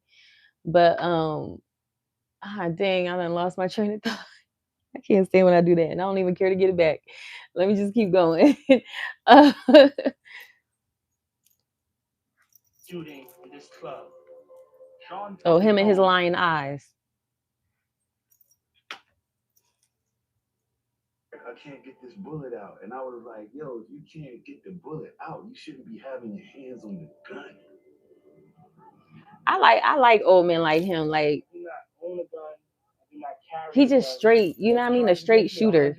Like, I just like direct people. I don't like people with all that run around. I do not own a gun. Like, oh yeah, that's what I was going to tell y'all about. Employee engagement committee. So, we meet up like once a month to go over like our next event within the department. And mind you, we have locations like all over the US. So we all come together and basically we have events like we'll have lunches for our department on a company's dime, of course. Catering events hosted through our company or out, we'll order out or through, because we have cafes and chefs and stuff, or like volunteer events, like just little things just to keep the employee engagement committed. You know what I mean? So today it was so much fun because usually we do like a half hour to talk about, okay, next month we're having a Thanksgiving, or like next week we're having a cookie decorating Of course, that was my idea. Why not? But a Christmas cookie decorating kind of thing where we get together, kind of little social, decorate cookies and stuff like that. It's just a bonding thing, try to keep, you know, I don't know. My favorite people are at work. So anyway, um, so one of the ideas that, well, basically we were planning out for all of next year. So every month we were like, okay, so we can do this month. We just throwing out different ideas. That's basically what we do. We come together and it's like, oh, okay, let's do this, or let's have that, or let's do tacos that day, and let's have a cookout, or let's do it outside, or let's get some sausage. We just throw out different things. So one of the things they was like, they wanted to basically have a like activity while we're having like one of our breakfasts or lunch that we have. And somebody suggested like, oh, maybe we can do like 2 truths and a lie. And I told them right then and there, nope, that's not going to work for me. I don't lie. Like, I can't stand that game. Like when my kids came home with the 2 truths and a lie, I said, why do you ain't tell your teacher that's against your religion? Now, I'm not religious, but I'll use that word really quick if I have to. So I'm like, yeah, nah, we don't play 2 truths and a lie. So I say we can do 2 truths and a myth. You know what I'm saying? But I ain't doing 2 truths and a lie because I'm simply not, it's a sin. It's a sin to lie. I'm not going to lie. I'm not going to lie. I'm not going to do it. I will do whatever I can. Like, it's so funny because me and my sister have this thing, and I probably mentioned it before. But like, so we don't tell a lie, right? Who is that looking like what's his face?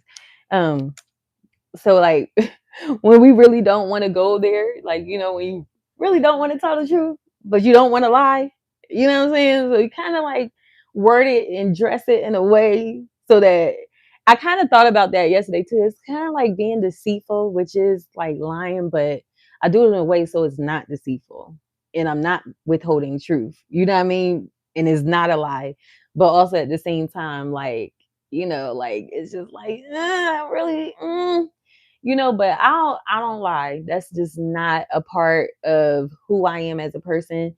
Another thing is I'm big on letting my kids know your mother has never lied to you, and your mother will never lie to you. You know what I mean? So if you can't get the truth from anybody else, you will always get the truth from me. I know a lot of people lie to their kids about whatever. Me, I don't. Like I tell them if they ask me, I tell them the truth. You know what I mean? Um, and that's just bottom line. Like I just really don't believe in lying. I don't believe in being deceitful. I don't believe in manipulating the truth.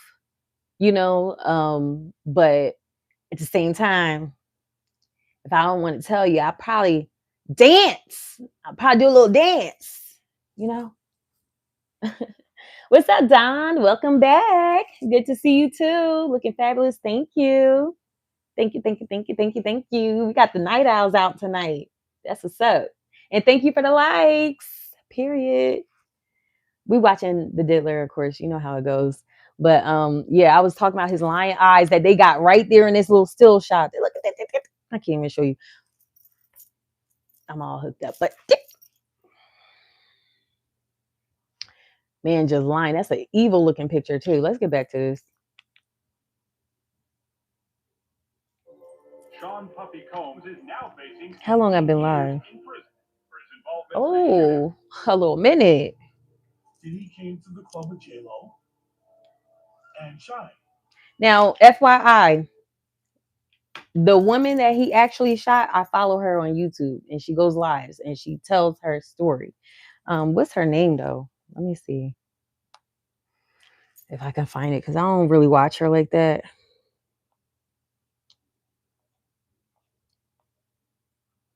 I'll try and find it. I'll just listen.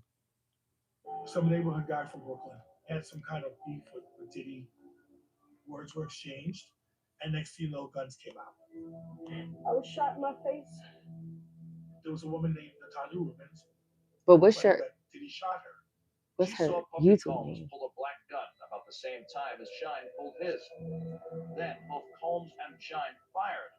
A stolen gun was found in the sports utility vehicle that Combs and Lopez were whisked away in after the shooting.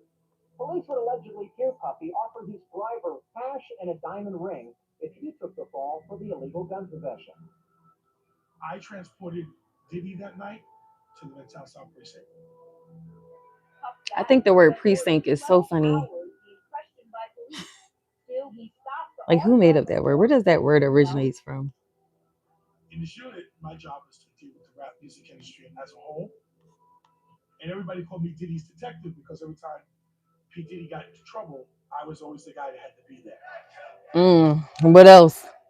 And what else? He had nothing to do with this, and it's very, very frustrating to keep on going through this. When anything happens anywhere, he's blamed for it. When is it going to be fair for Sean Puffy Combs? Look at Diddy just sitting there eating it up. Like, yeah. Welcome back to MTV's New Year's Eve Bash. How godly are you feeling tonight? I don't know what kind of question that is. It's a case of wrong place, wrong time. But I just want to tell everybody at MTV that, I will be found. People will know that I'm completely innocent. Well, the crazy thing is, the lies. Puff already had been in trouble. Just like Megan the liar. I guess you can call it a felony charge. Nas had just did that "You Can Hate Me Now" video. And they had Puffy on the cross. I came into the studio one time and Hezekiah Walker was in there. He's a preacher from New York. He was telling Puff that for him to make a mockery of Jesus wasn't something that he should be doing. So Puff was like, yo, we got to take this video down.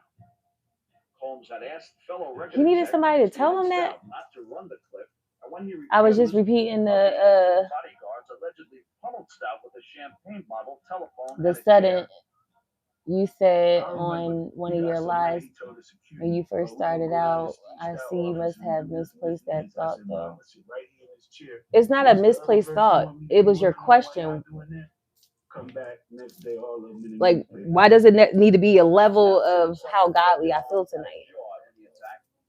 What kind of question is that? Because to me, it's given rhetorical. The security guards got charged with assault. Steve Stout was beat up pretty bad because I remember he was in the hospital. But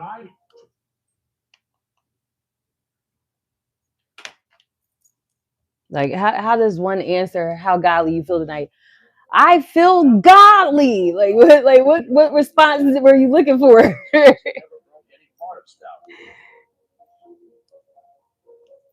I keep missing it.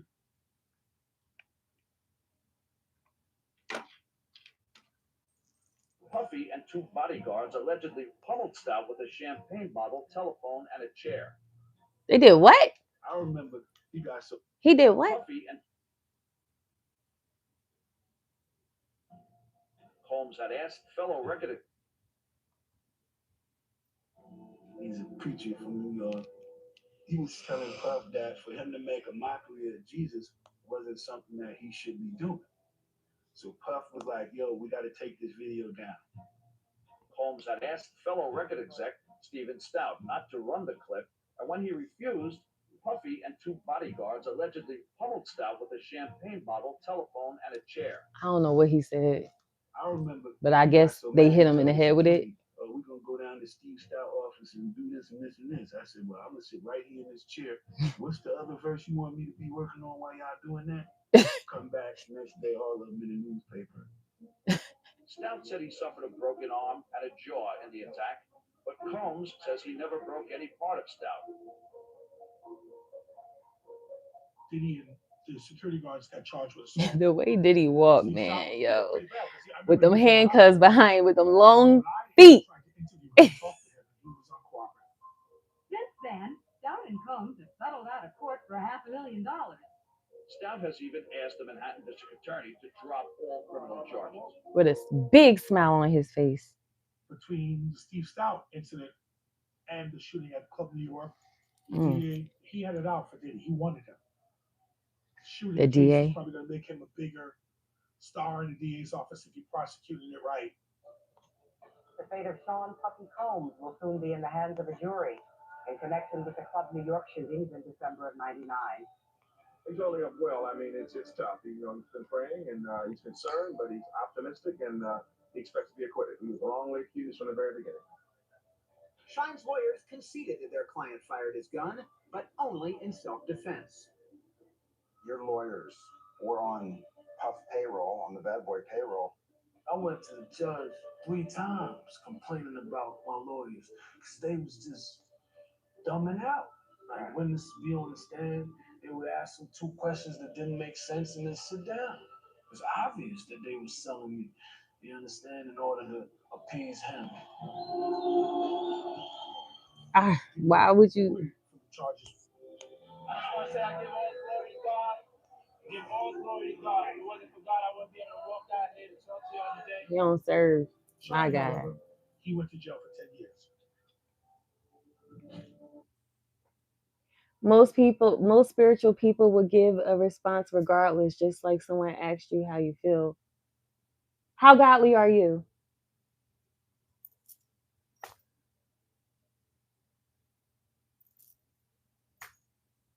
And I'm not most people. This is Chrissy's Unpopular Opinions. Haven't you called on? You haven't yet, huh? You will. To take the responsibility for that is deep, and I know Sean had to take the responsibility for it, and in his heart, he know he didn't do it.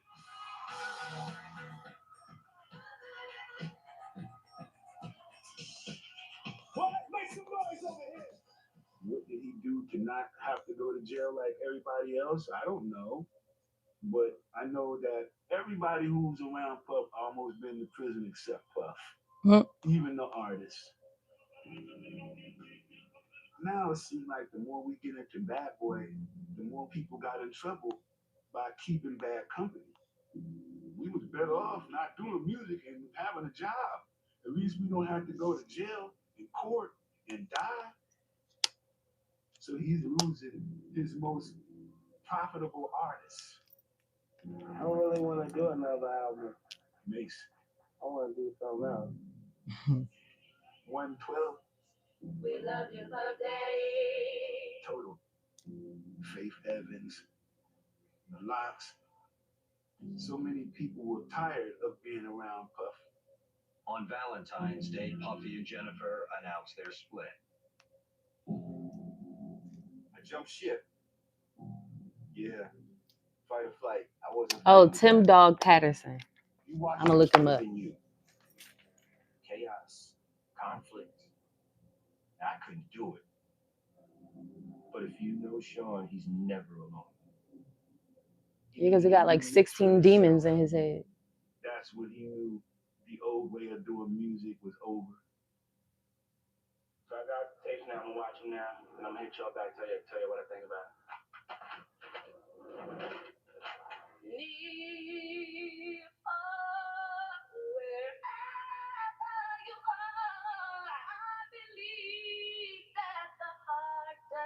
Thank you. Yeah. I was in school to become an attorney. My mom emailed me and she was Oh, that's why she was so argumentative with him. to become a lawyer. I have an idea. This was on the cover of the Desert Sun newspaper in our local Palm Springs today. I'm determined to prove to P. Diddy that I should be here. I'm gonna make the band. Making the Band was a reality TV show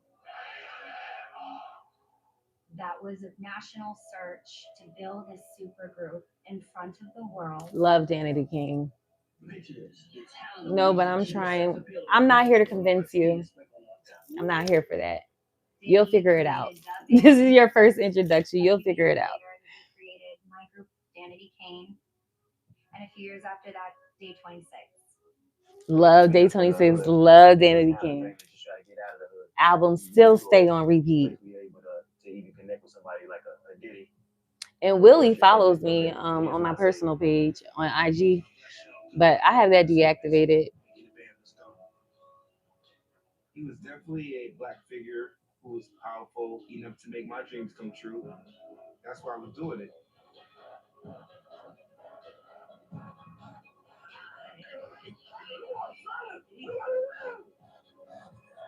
This must be Of course, I thought that my life would change in a good way, you know? This is the moment y'all all been waiting for. This is what y'all worked so hard for. Let's see who's gonna make the band. This group that we put together is gonna make history, y'all. Okay, that's right. That's right. Aubrey. Robert, you make the band. Go. I just can't imagine what great things to come. It's the best day of my life. Man.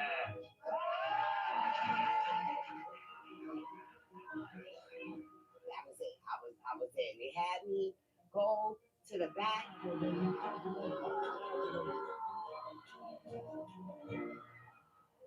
And they gave me a stack of papers like this and told me that I had 24 hours to go through it. I would have said nope. Making it now just reassure me that I got it. My lawyer actually chuckled and said, I'm going to break it down to you like this. They're offering you fame and not fame and fortune. I'm proud to sign y'all to the Bad Boy family. Make sure you have read the That was an easy breakdown. It ain't no way out. I'm like, noted. Definitely signed it. Definitely signed it. It's Bad Boy. MTV was the mecca of television. And that's the weirdest thing though. People people want to be famous so bad, especially kids. There's a lot of kids that want to be famous so bad. And what I try to teach my kids, don't chase after fame. You don't want that. You know what I mean? Because people are willing to do almost anything for fame, and it just simply isn't that cool. It's not. Not cool at all. Because the things that people will do for fame, for clout, for all of that to go viral, you know what I'm saying? Like, it's not worth it. You sell your soul, basically. Not technically, because technically you can't sell your soul. Your soul belongs to God. But you can make a deal with the devil. You know what I'm saying? So there is a difference. But I personally, like, if you want to do anything, do it on your own terms. You know what I'm saying? Like, good thing is social media, you have the ability to control your own narrative. Don, you said facts. For real. But you have the ability to control your own narrative. You know what I'm saying? You don't have to be manipulated by somebody. You don't have to sign in blood. You know what I mean? Like, you just do your own thing, your own way, have your own rules. You know what I'm saying? Like, this is how it's going to go. This is how it's not going to go. If I want to post today, I'm going to post today. I don't need to have a 6-year contract with YouTube. Like, if I want to stop today, I'll stop today, So, I try to, especially because like my daughter, she wanted to be famous. A lot of people, they want to be famous. They don't care. How you gonna be famous? What talent do you have to be famous? Oh, I want to be a singer, but can you sing? Oh, I want to be a rapper, but can you rap? No? Okay. But yeah, a lot of people just want to be famous. I know personally when I was younger, I wanted to be famous. I wanted to be my first goal was to be a Broadway performer. And because once again, I grew up in Midtown Manhattan. Freaking Times Square is what, 53rd, 52nd, and I lived on 57th. You know what I mean? So like, and we stayed at Broadway shows. So of course, like I wanted to do that. I wanted the acting part about it, but then I wanted to be a singer. I wanted to be on Disney. I wanted to be on Nickelodeon. Now, years later, about a year ago, they came out with a documentary about those same kids that's around my age, that if my mom put me into those things, I probably would have been a victim too. You know what I'm saying? So I explained that to, my daughter, and I also explained to her how dark and evil the industry is, and how, basically it's not godly at all. We chase after Christ, not after fame. You know what I'm saying? So at the end of the day, being famous for what? Why do you want to be seen so bad? You know what I'm saying? I make this big thing. Like, I may use my beauty so that people can hear me, but it's not about being seen for me. It's about being heard, because I have a lot of valuable opinions that I feel like, or perspective. Like, you don't have to agree with me. I don't have to agree with you, but let's put different perspectives out there, because we live in a society where everybody is one track minded. You know what I'm saying? And for me, that's just not, that's not going to fly for me. I'm not deliberately going against the grain. It's just, I naturally do, because I'm just not a part of what society normally thinks. What I'm not traditional, and I'm not contemporary. I'm not modern. Like it is. I'm in my own lane. You know what I'm saying? And I stand apart from that. So with that being said, people want fame so bad, but they're not willing. They're not really willing to take on this. You know what I mean? They signing up for something that they don't even realize what they're agreeing to. You know what I mean? Or maybe they do know what they're agreeing to. Like she just said, her lawyer told her, basically, most people offer fame and fortune. He's just offering you fame. And she wanted the fame so bad that she said, I'll take it. Now, I feel like in today's world, with social media, if somebody wanted to offer you fame, you could take it and build your own platform, because you have social media and stuff like that. But in the same token, at what cost? Consider the cost. Let's teach our children, stop chasing fame and chase some books. Okay? Chase that education. That's what you need to do. Think about that first. And this is what I told my daughter, because my daughter wants to go to college. You know what I'm saying? Or my kids in general. Chase after those books first, and whatever you do, let that be a side thing. You can still sing on YouTube. You know what I mean? My kids aren't allowed on social media. And they're also like my daughter, she doesn't have social media. She doesn't have access to social media. Like, I don't play that. She's a teenager. You know what I mean? Like, I just like to keep it cute. You know what I mean? Keep it innocent. But I do feel like, a lot of kids are persuaded. Even when I was a kid, I was persuaded. I wanted to be on TV and do and act and sing and dance and all of that. And then it was Britney Spears shaving her hair bald, is when my little brain, I forgot how old I was at that age, but that was the moment I realized, like, Hollywood must be deeper than I thought it was. You know what I'm saying? Because this girl just went nuts, shaved her hair, trying to break a window with an umbrella. And I'm like, what the freak? Like, I started to pick up on patterns, and I'm like, nah, I don't want that. You know what I mean? So that wanted to be famous went out a long time ago. My second thing was an archaeologist. When I finally started looking into archaeology, I realized that, you can't really make any money unless you find a big discovery, and it costs a lot of money, to be an archaeologist. So or join, like, a group site or whatever, stuff like that. I can't do that. I have kids, small kids, so I have to wait. That will be like something I'll do when I retire, or just not while I'm working. But I do plan on early retirement. So then that's what it is. But back to people wanting to be famous. Defined the culture. MTV had a lot of good shows on at that time. For us to be number one on a predominantly white station, we were the only black show. Take them earrings off, Rob. We had everything. We were on top of the world. What Making the Band had that he gives emo got yet was pop credibility. And that will make you a billionaire. Every time he moved those shoulders. Take off my Sean John shades in stores now. There you go, ladies.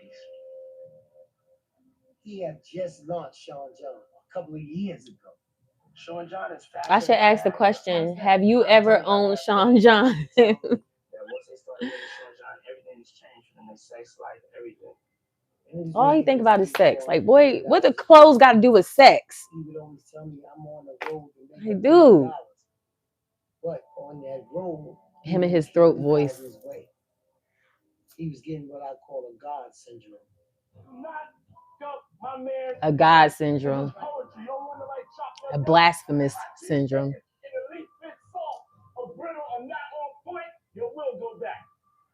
He made us go walk to Brooklyn from Manhattan. Again, Cheesecake. You wanted fame that bad. I would have got famous because I would have said no, I'm not doing it, and I still would have been known as the woman in 2025 that said no, I'm not walking to no Brooklyn. From where? Manhattan? Where was they at? Chelsea? Where was they at? Like you walk from there to there for a cheesecake for fame? I don't know. Like I just don't.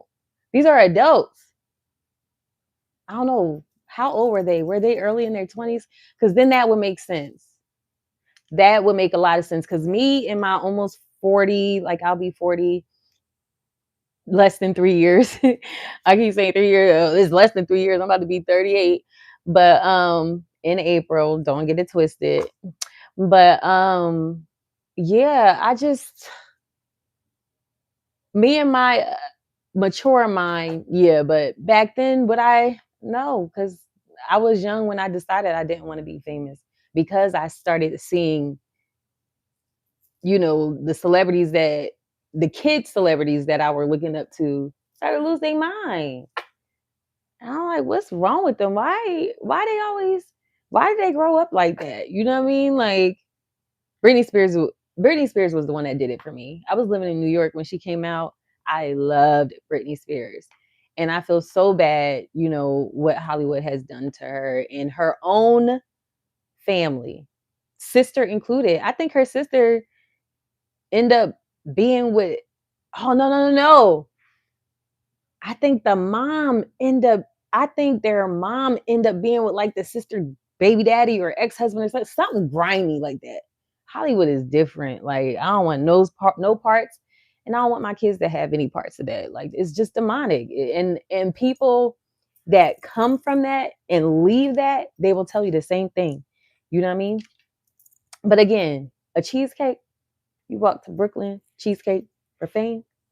You wanted it that bad. You couldn't just be famous for the person that said no. See, that's what I'm saying. Like, be the one to set yourself apart. The Bible teaches us to set ourselves apart. Everybody keep trying to follow a trend, follow a wave, follow the blueprint. I know I'm the blueprint, but follow your own wave because don't follow after me. I'm not Christ. You never know. One day I could lead you to heaven. One day I could lead you to hell. Not intentionally. You know what I'm saying? But I'm not perfect. You know what I mean? But people want to copycat. That's a sidebar. We get into that later. I think we're almost done too with the episodes. He made us go walk to Brooklyn from Manhattan for cheesecake. From Manhattan. That's far as F. Like, I can't even imagine it. What are you willing to do? Hell, walking to Brooklyn. I ain't never do this, and I'm from New York. And no matter what you go through, you gotta be willing to take it. If I was the camera guy, you would have had to get me a trolley or something because I don't know who you think chasing after these people while they walk with this camera from Manhattan to Brooklyn. I don't know who. And did they have to walk back? I know they ain't had to walk back. They couldn't have. That's just too brutal. Being an artist. I know you ain't complaining, Babs. I know you ain't complaining when you did it on TV. He made us go walk. Looking stupid. From Manhattan for cheesecake. Get your swag on, walk that way. It was like, how bad do you want it? What I would have looked at you like, he got me up. I ain't never do this, and I'm from New York. And no matter what you go through, you gotta be willing to take it. Now I can see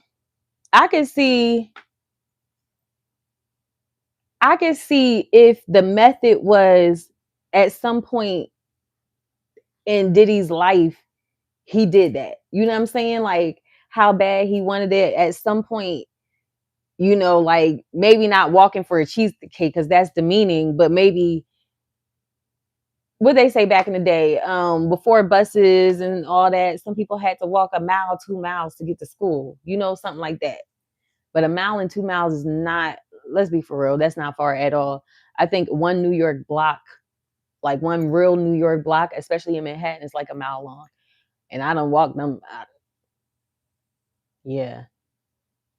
Being a New Yorker, you walk. Like we done walked. We spent a lot of times on our feet, especially in the summertime when you outside. Our dad used to be outside and he used to have us on his hip, basically like my sister on the right.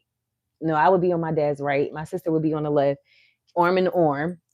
And we would just be walking everywhere, eating, going this place, going that place, shopping. Like that's how life in New York was. But still in all, I'm not walking from no Manhattan to no mother freaking Brooklyn. We was still in Manhattan. Or maybe in Chelsea, the Piers. What it's gonna be, being an artist. A large strawberry cheesecake with extra strawberries and an apple pie. This is the gift. And I would have added to that if I had to walk. And can I get like what? You can control a person once you break them down like that. And that's what I think his goal behind that was. Like in his mind, let me see how far I can get them to do that. Because if I can get them to walk from there here to there, then I can get them to do anything. And that's the kind of time. That's how people will test you.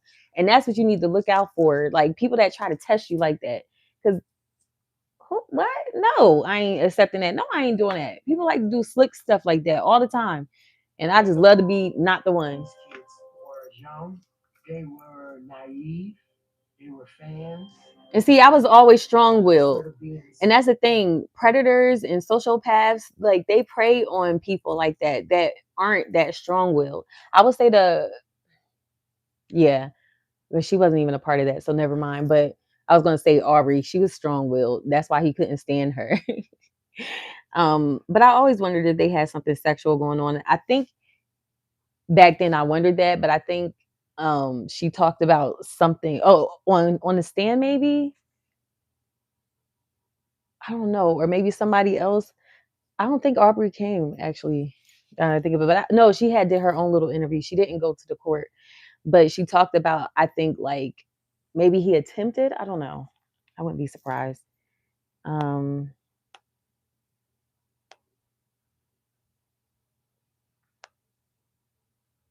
Never blend in, stand out, F a crowd. That's right, Don. That's my whole thing. Like I'm not like what's my slogan? In a world full of robots, be unpopular. Like, you know what I mean? Like it's in my display picture. You know what I mean? In a world full of robots, be unpopular.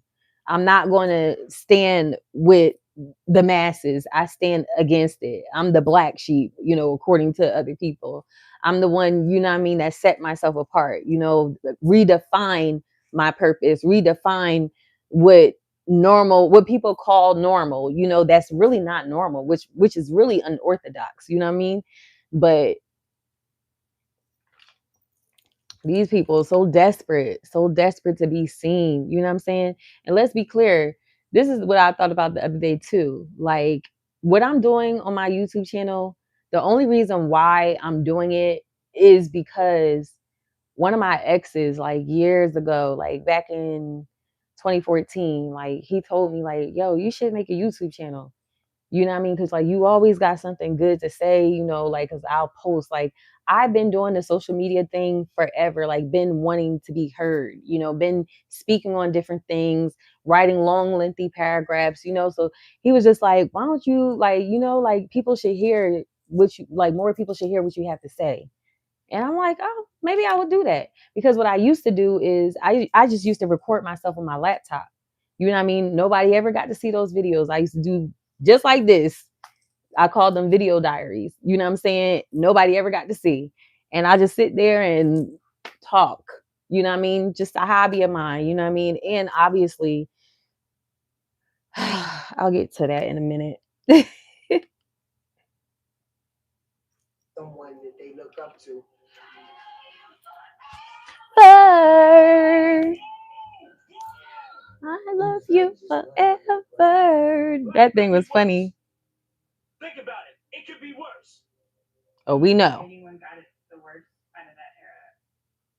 No, I think Aubrey got it worse than anybody. I just want him to clear his throat. Made it clear that I was the looker. I remember that phrase a lot.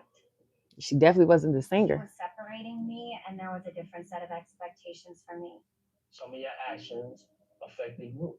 Like whether it's you decide to turn your eyes green or you decide to get a weave, you got to get that approved on how it's going to affect the rest of the group.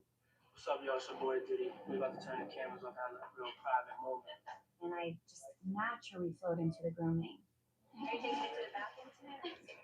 No. I'm in the shower in the morning. Oh, yeah. Just for you. At what point do you feel that it crossed the line as becoming sexual? I just said that. There are emails Oh, she got proof. with pictures of his penis.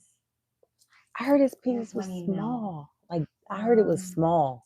I don't want That's to what just fuck Cassie. you. I want to turn you That's out. what I the can see escorts you said. being with some motherfucker that you tell what to do.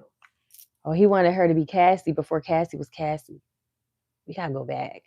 So yeah, Aubrey just confirmed because I said I thought she said that he made sexual advances at her. I ain't say it like that, but that's pretty much what I was saying. At what point do you feel that it crossed the line as becoming sexual? There are emails with pictures. You should F someone, want to just F you. Here's one email. That's crazy. I don't want to just fuck you. I want to turn you out. I can see you being with some motherfucker that you tell what to do. Just like Cassie. I make my woman And do all the what other I girls. tell her to do, and she loves it. I just want and like to do things different. I'm gonna finish watching this porn and finish masturbating. You're the blood I'll of think Jesus. of you, happy face. If you change your mind and get ready to do what I say, hit me, happy face. God bless Diddy. God is the greatest. Hold on. Now I know Diddy ain't sealed the deal of that email. Talk about some God bless. God is the greatest. You know he serve a different God. You know it. Well, we know because he has it tattooed on his back. If you know, you know.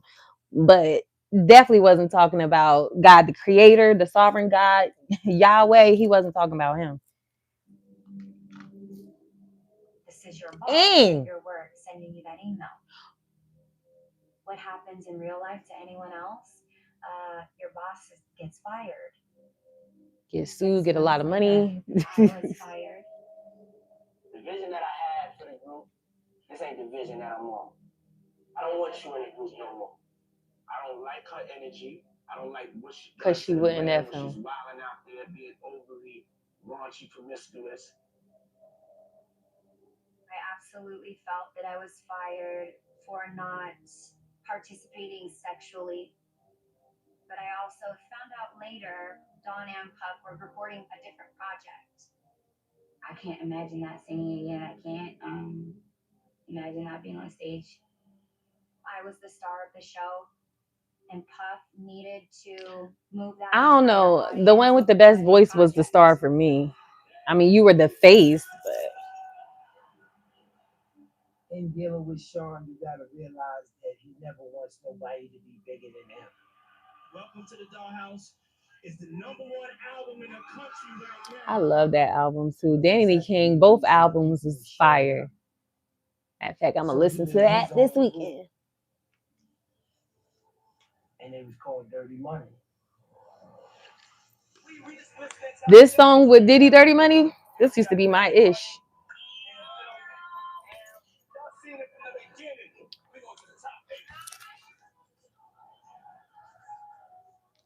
I get a call from my manager, and he's like, Puff's working on a project. I think you'd be great for it. I go out to LA. I get to this house that's hanging off the cliff.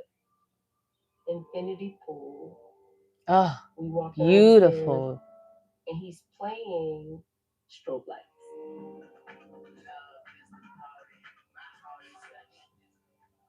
I think I might have had this album too. He's like, Glenn, you're here. What you gonna do to it? And I just off the top of my head, when you know, like I know, when the sunlight falls down, there she goes. Strobe lights, that's where it starts. And he was like, Dang, I had to play all those throwblacks.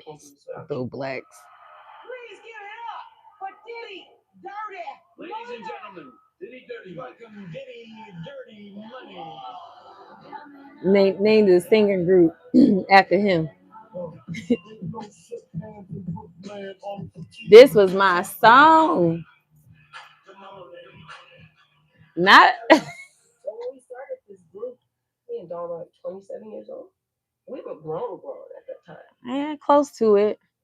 It was just I was still a little, because, you know what I mean? It was like the camaraderie a lot you have with immature in the your mind church choir.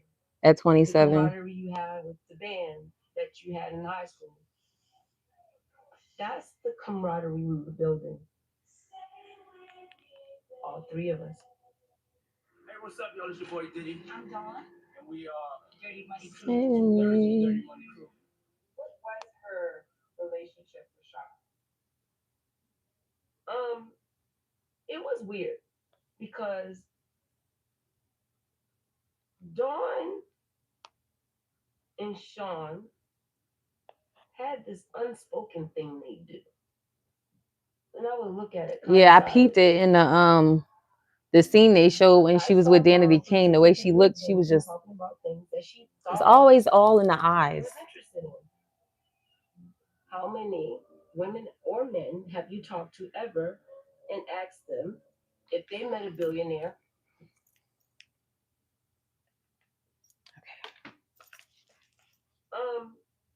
It was weird because Dawn and Sean had this unspoken thing they do. And I would look at it kind of sideways. I saw Dawn participating in things and talking about things that she thought he was interested in.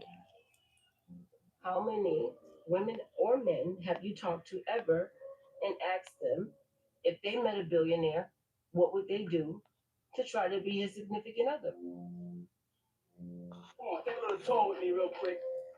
This is Daddy's house. We working. We just some young black men and women working, doing legal work. You're lucky we ain't out on the streets. But you can't say it's a relationship because fucking Cassie's here. Who's this? Who's this? Say what's up to the people. Hi, people. Say what's up to the people. That shit is bright. Say what's up to people. Hey, people. That's Cass right there. Cassie entered the chat. Cassie came into play 2006. She was so young, 19 years old. Hi, my name is Cassie, and I grew up in New London, Connecticut. I moved to New And he was York like 37. I think he was like my age. a dream of being in the entertainment industry. Like me at 37 dating a 19-year-old. My son is 19. What? I think he had a kid that was that age at that time. Cassie was Ryan Leslie girl. Oh no, no, he didn't. Ryan is a producer that I've been working with the last 2 years. I started hearing this record that was haunting me in the clubs, and it was Cassie's record.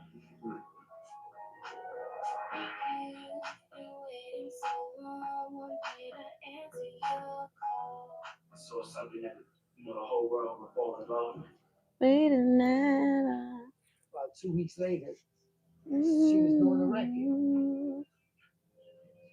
You could tell that Puff was uneasy because Ryan was there.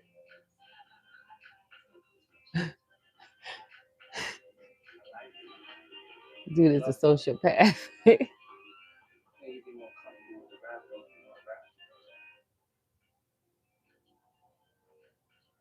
Next thing I knew, Cassie was there, and Ryan wasn't.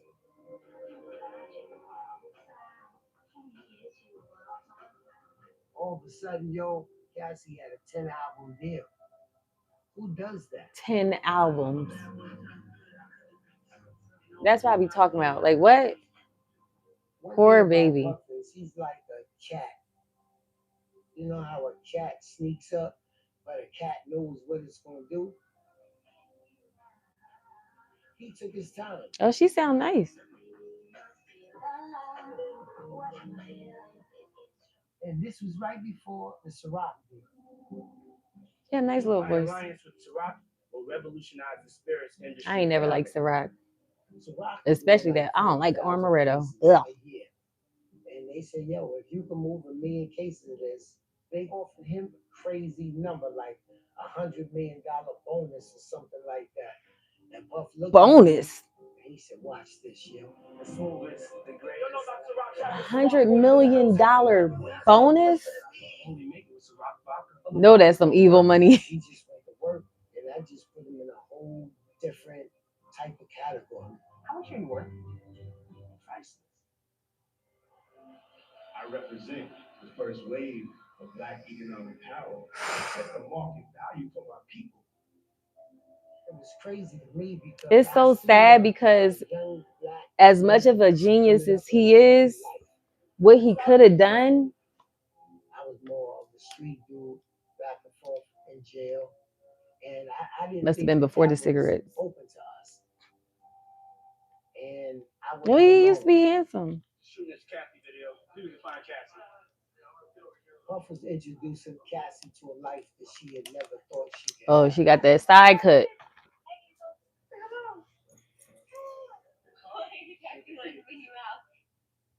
And this just was blowing her mind. And Kim was around too. Yeah, Kim was definitely around. Well, Kim ain't know about Cassie at that time. To us, Kim was the wife. She got them kids, that's Kim. We looked at Cassie as wifey. Even in the streets, you get to have a wife and you get to have one girl. And you can't call me neither one without making me your wife. First, Kim would catch her attitude. Go to your bitch. Go have your bitch do that. Ew. But he wasn't changing. Beautiful dress. I don't think she ever understood. Both of them. He is out the hood. But she dealt with it. Kim Porter had just had the twins. She's like, look, I got my kid, I'm here, I'm invested. Cassie was like out in the crowd. She's his trophy, right? Just looked like everybody was playing a part. You are now rocking with the best. It's your boy Diddy. It's my homegirl Cassie. Eventually, when Kim would come around, Cassie had to go and like go get a massage or something. Because Kim's like, yeah, I'm not doing this shit. She's so pretty. Says she decided to end what she calls her on-again, off-again relationship with Sean Diddy Combs. That lady is beautiful. She says it was in the best interest of both them and their family. You want to drop Cassie's first single? Tell her about it, girl. My single is called Official Girl. Everybody wants to be somebody's official girl. Cassie I'm good. had things she wanted to do in her career, but now he's in a new group. Puff would be like, I'll get tired now. Kanye, and you're gonna come 2 hours afterwards. You're gonna smell like this. You're gonna look like that. Such and such going to do your hair. It's my cue. 2 hours. All righty. Let me turn on. This light. And I'm signing out. I'm signing out. I'm signing out. I want the world to know I'm signing out. You know. You tapping out? I don't know.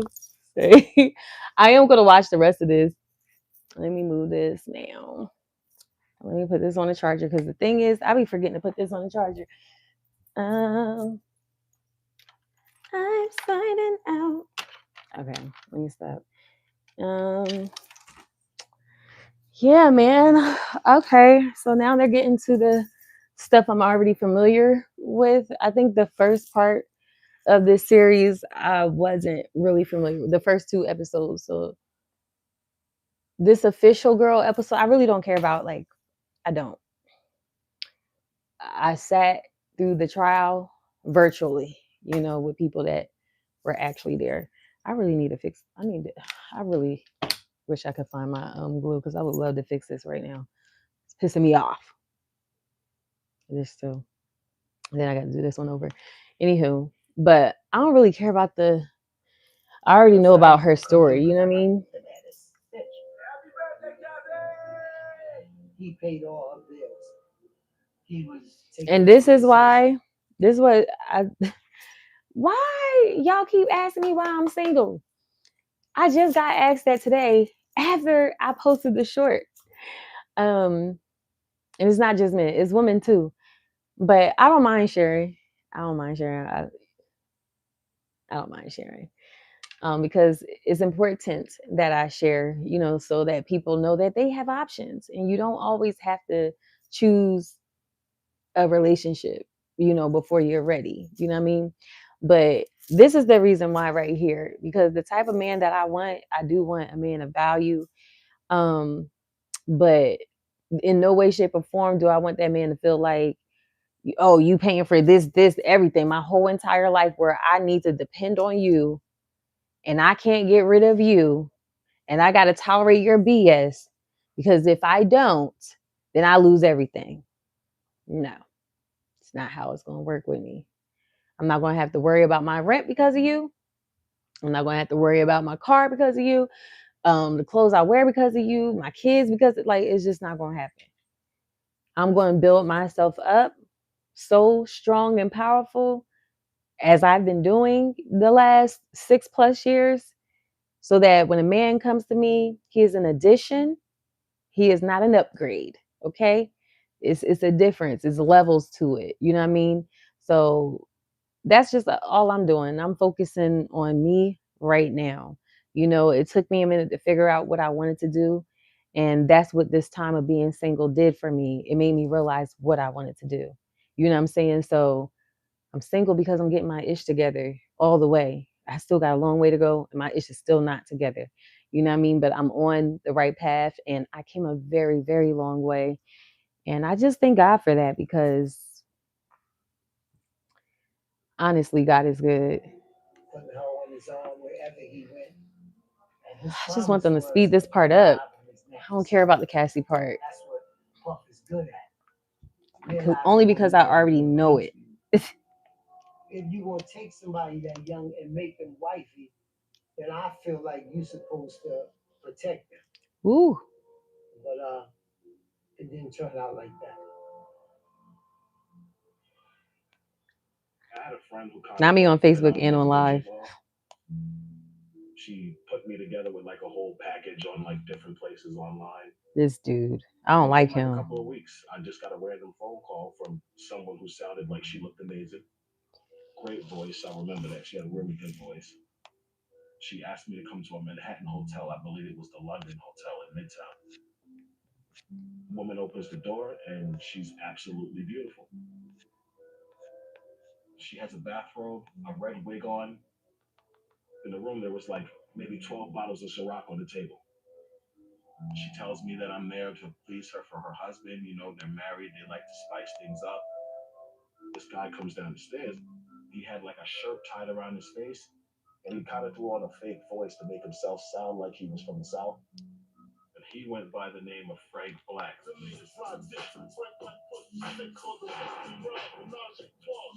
He would sit in the corner. She would have me put the baby oil on. I remember putting it on like a normal person. She took the bottle and said, "No, that's not enough." All over me. Then she would kind of step back and he would direct her to pleasure herself while she watched me. She would ask him if she was allowed to give me fellatio. I already know all about all this. He said all this on the stand. It might last an hour or so until she and I could have sex. And he would either consent or tell her she wasn't ready. The process was always heavily regulated by him. Turn 10 degrees more. 10 degrees more. Slow down. The freak. The candle will grab that day. Step back a little. Ain't it pretty? Step forward. 10 degrees. 10 degrees? The first night. He's too articulate. Tupac song will come on. He said, "Babe, change that." And she would change it. Wow. No, just Tupac. As the relationship progressed, Puff started to record us. He would literally pick the laptop up, put it on the bed next to us with some candles around it to make sure it was an angle so it could be recorded. The intercourse would usually last maybe 4 or 5 rounds, depending on how many times she climaxed. It was a little under 2 days, maybe 18 to 20 hours. And they gave me about $6,000. Being a John. It's all 20s. Where are you going after this? What are you doing? You know we doing what we plan to do, girl. I went to see them. Ew, I can't even imagine that. Ellen DeGeneres and Diddy. Ew. A little over 8 years. The weirdest thing was they used to physically collect my semen in a cup. They collected my semen for like a year. It was creepy from the beginning, but after a while, I just said, "Yo, what are you doing with my semen?" After a while, I like to see him play with it and drink it. He's like, "What's wrong with that?" I was like, "No, to each his own." she did what?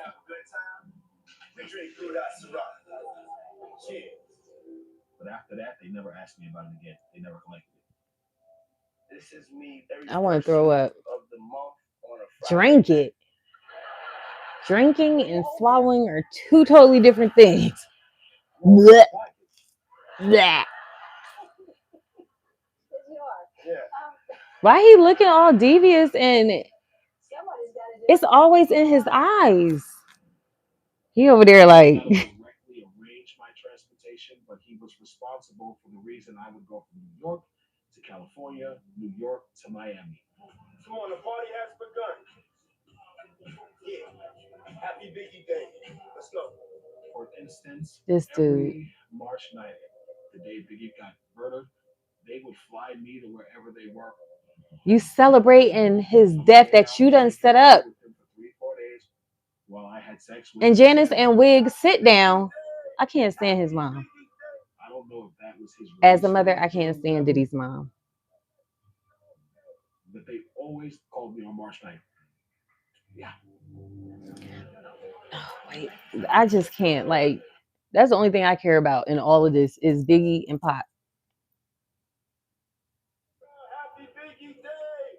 Happy Biggie Day. I don't know if that was his release for that day or whatever.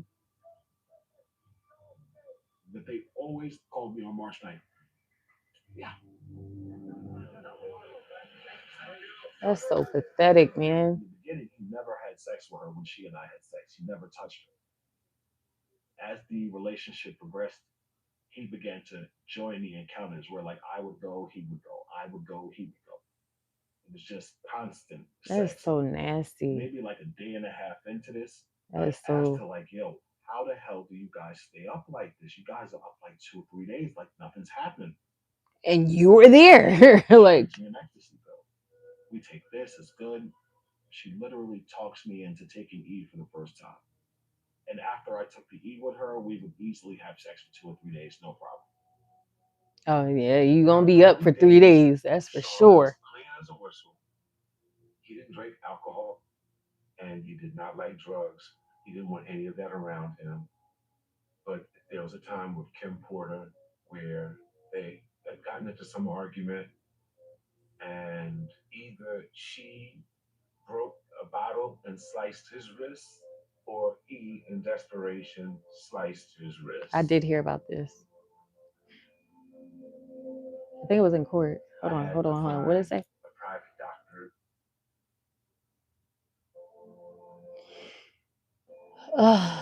Okay, Sean Combs publicly denies that his wrist injury was a suicide attempt or caused by a woman. His spokesperson described it at the time as a freak accident. Yeah, it was from the freak off site. I'm playing. A private doctor to get treatment for him. Is that a wooden wheelchair? After the stitching, the dude. Wrapping, more Percocet. That's how he got addicted. I think they did say that in court. To drugs. My mind is going. I'm just wilding out. I'm just seeing shit. Leave them perks alone.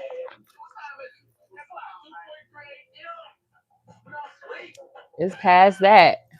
But I did have a nap before I went live. He would go hard for like 14 days. Because he was like a baby. He didn't want to go to sleep. It was like, let's get in our motherfucking zone. I'm probably going to wrap this up. As soon as this go off, I want to say at 4, but we got less than 15 minutes left. The motherfucking zone was cocaine, strawberry cocaine, purple cocaine, pink cocaine. Strawberry? Purple? Remember, I'm there because I'm working. Yeah, you working. That's the bad boy way. I like to have a good time. So I attract the ladies, you know. Dang, he high. He skied like a mother. Ladies want to celebrate. I like to celebrate life, you know. Dang, I ain't never seen him that high. He was always high. I don't think I've ever encountered Puff at a time where he wasn't high out of his face. Like literally high out of his face. Baby oil with GHB. He told me there was a little G in the baby oil. A good session that lasted. So about that, they said that didn't they say they tested the baby oil and it didn't have any drugs in it? That was a lie. He just said that there was a little in it. Now that I think of it, when it comes to the court trial, I think they did say it did.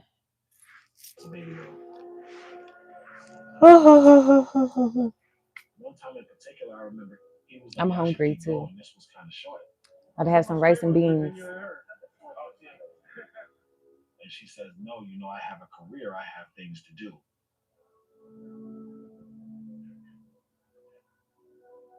And he was like, "Bitch, this is your only job. This is what you do." Ooh. One time I met them at the London. Cassandra makes me a drink. He tells her, "Don't give him no drink." She gives me the drink anyway. He gets violent. He says, "What, bitch?" Grabs it. I heard the glass shatter all over the floor, and then I just heard the door open and slam shut. Oh yeah, he was there that night Says, "Oh shit, or that day. We gotta go find her." Every time she got assaulted, she would run out. She would always come back, and they went right into the master suite. They might have been in there So 30 toxic. minutes, 45 minutes, whatever. But when they came out, she came out like absolutely nothing happened. Another time, Because she was high too. And he punched her dead in the chest. She flew across the room. I said, "Holy shit!" Getting punched in my chest. Ow! Kick you in your balls. Bow. Now we 1 for 1. He gets jealous and he just runs and jumps on top of her and starts going. He sees her smirking at me and he says, "Bitch, what the fuck you laughing at?" What, his dick bigger than mine? And he kicked the shit out of her. So I heard. Stood up off instinct, like, "Yo, what the fuck you do that for?" He just steps back and says, "You're not gonna do nothing." Dang, he beat her so bad. Ugh. I'll tell you something. If you pause this thing, you can really see your girlfriend is gorgeous. Oh wow, and she is all natural. Yeah. Andy, calm down. With the spot, you're trying to do something besides just sell a commercial. You're really selling, a lifestyle. I think the best way to do that is to be authentic. Yeah, I don't know. I just keep looking people in their eyes. You can just see it in their eyes. Peace, Don. Thank you so much for chilling with me. He said, "Okay, see you next time. Good night. Good night." Okay. Yeah. All right. Well, tonight. Yeah, they look like they're gonna have a little conversation later on. This one and Cassie. Do you want to watch? That's what it's giving. Take this on the way. We going uptown to home. When I first got with Sean, I liked him as a person because I didn't know him. Wait, can you hurry us up? I'm hungry. Eat and sleep. But everything that I believed you weren't.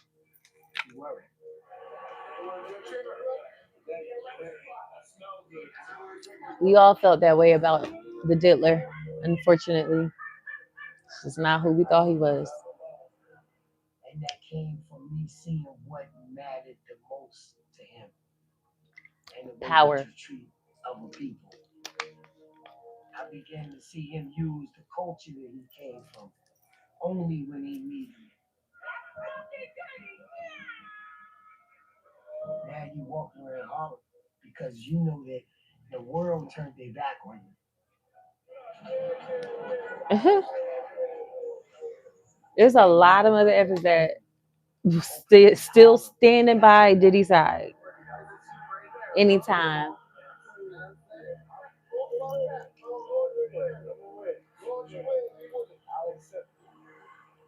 To be honest with you. That's that charming that we were talking about earlier with sociopaths. They give charming, but don't trust it. He looked like Imp, his bodyguard, ex-bodyguard. I've been out in the streets amongst people. Yeah, I gotta take a bath. Like the amount of people that actually I'm coming in contact with, like that's what I have to do. You know what I'm saying? It's like 150 hugs. You feel me? We gotta be realistic about what's going on out here. It's time to change. I gotta go under the water. Water gotta be boiling hot. Put some peroxide in it. Hurry up. All right, 9 I minutes. began to see the ugliness and the nature of him as a human being.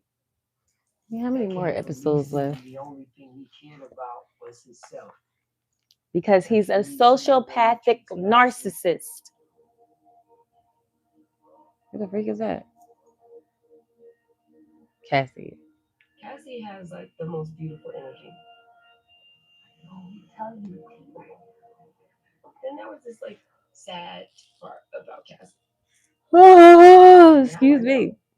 You know, she was fucking fighting them and getting fucking kicked and punched And right in front of you. trying to get away. Left that part out. You cannot order your wine, girl. The last time I saw Cassie was at the Bad Boy reunion tour. I was pregnant with my daughter. She was like, see, that's what I want. That's that shit right there. She had gotten to that level of womanhood. She wanted to be the only one. Is there anything that you may want to confess tonight before you go in? Keep everything right here. Or right here. Cassie had realized he's never going to have a baby with me. He's probably never going to marry me. If you ain't talked to Cassie, leave it alone. Stop speaking for people. What is he really like? Puppy. He's a cool guy. He's a character.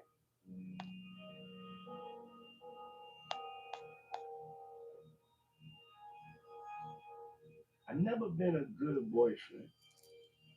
Or a friend. I just wanted to have a girlfriend and just have maybe some girls on the side. You know what I'm saying? He's very passionate about his work and just excited about music. I like to have my cake and eat it too. I'm sorry. I'm not sorry.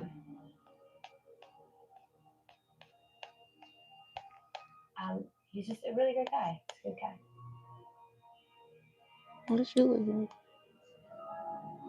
Let me see how she said that. Let me look in her eyes. Y'all gonna have to have shades on for me not to see her eyes because I be seeing right through them windows. He's just a really good guy. He's a good guy. That's what I thought it was looking like. Exactly. I heard it.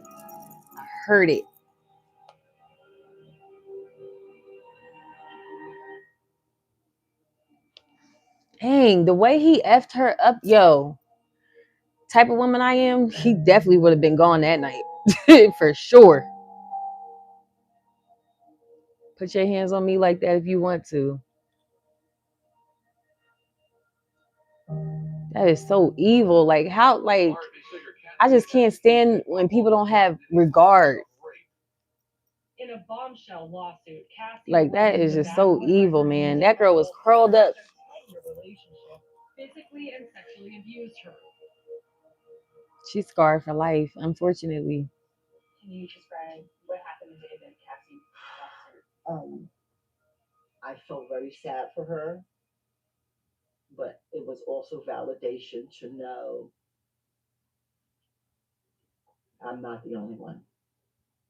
I am not the only one. Sean Diddy Combs convicted with another Excuse me. lawsuit. Julie Dickerson Neal claims she was a victim of sexual assault by the musician in 1991. I was no longer going to be embarrassed. I'm going to stand up. Another woman is accusing Sean. You can see how much pain she's in. Thank you for the other like, whoever gave me that. Thank you. You can see the pain that she still. This happened back in the 90s when that man raped her. And not only did he rape her, but without her knowledge, filmed it, because obviously I guess she was drugged, filmed it and shared it with other people. That letter that her mother wrote to Mr. and Mrs. Combs, don't even know that his dad been dead before he can probably talk. You know what I'm saying? Nah, he was still young. I think he was old enough to know his dad. So he probably was like 3 or something like that. Can't recall. But her mother written a letter like telling his parents what he did to her daughter. Like, this woman is clearly like, I don't know, in her 50s, 60s, something like that. And for all these years, she's still carrying that pain. Like, that is so awful. Like, that is just so traumatic. Like, you can see it in her eyes. Like, the way she, I can see a lot in people's eyes, obviously, but even the way she, like, you know, the way she look and the way she paused when it comes to, before she can even talk about it, before she can even get it out of her mouth, you know, when they ask her a question and she's just like, okay, let me prepare myself to have to go back there in my mind to that time. Like, it's very traumatic for her. You can see it. Shocking new allegations against rapper Jimmy Dean's Dawn Richard is suing Sean Diddy Dawn. for alleged assault. Richard also claims she witnessed him abusing his former girlfriend Cassie on numerous occasions. Ooh, it's almost my cue. Dirty money. Sean Diddy Combs faces another. This man is such a narc. He talking to somebody, I guess he trying to tell him who he is, and dude was like, who? And his face was like, you don't know who I am? Everybody don't know who Diddy is. That's why you got off.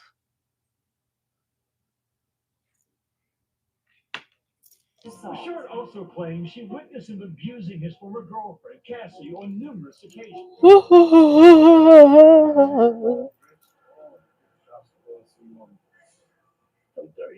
Oh, okay, that's not what happened.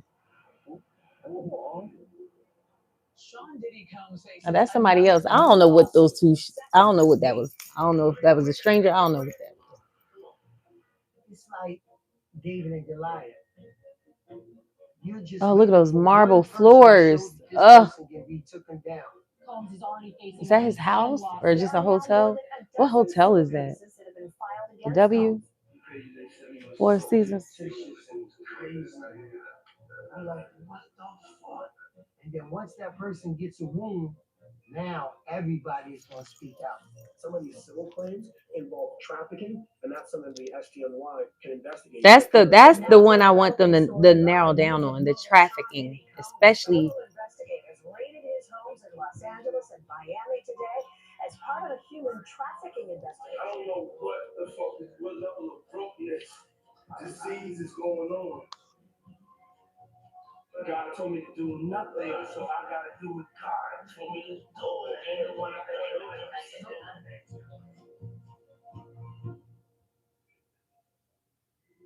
It's when I see moments like this, is when I start to feel bad for him. But it's not feel bad like you think. A little side light. I should probably turn that light, huh? It's a different type of feel bad. I'll get into it. We about to wrap this up in less than 3 minutes. A little over 3 minutes. I can't see.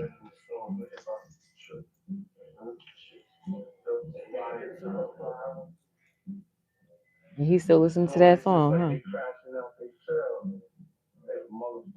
in jail I never seen before. The girl that's in my group that was on my last album.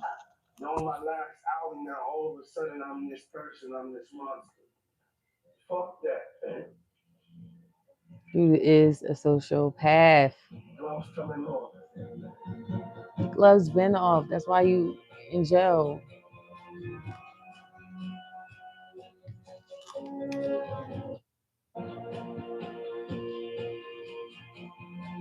Okay, so more than 100 civil cases have been filed alleging sexual assault or related misconduct by Sean Combs.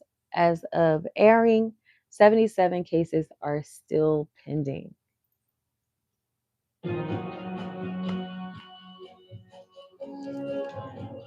Oh, we read that 16 times. Oh, oh yeah. Oh, Jesus.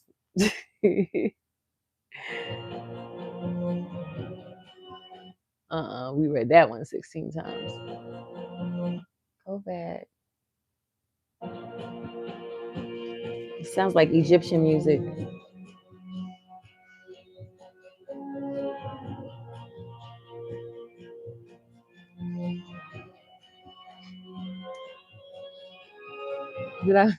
Before y'all get to the baby oil, let me. All right. In a court filing, Mr. Combs denies ever being alone with Joy, or engaging in any sexual misconduct. He, and I can't pronounce that word, vehemently denies the allegations, calling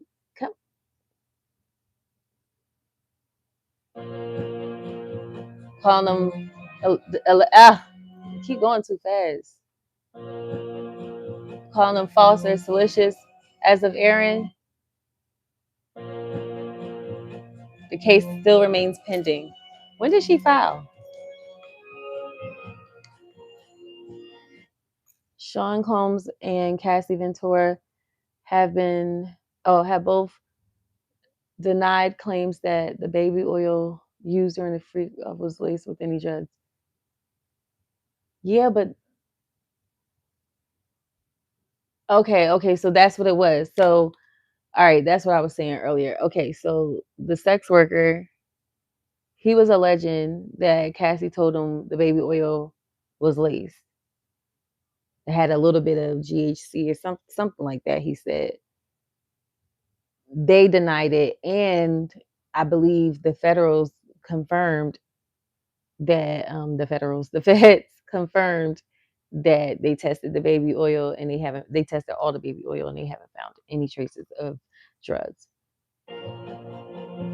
So that could be true, or maybe they just had it in there that one time, or I don't know. In 2025, Sean Combs was tried in federal court. Oh, this must be the end. In court on charges. Oh, we read that one too many times.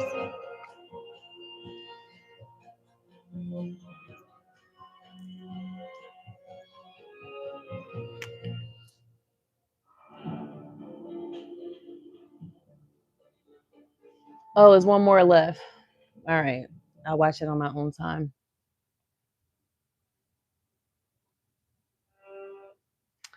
Alrighty. So if you made it to the end, thank you so much for chilling and hanging out with me. I'm gonna wrap this thing here on up. Ugh. Get some lighting. Woo. Woo. Thank you so much for tuning in. It's your girl Chrissy, and I'm tapping out with the Fab sign. I don't know when I'll come back. But once again, thank you. And if you made it to the end, leave a like. Subscribe if you haven't. And what else? Show some love, share, whatever. I'm tired. Good night. Bye.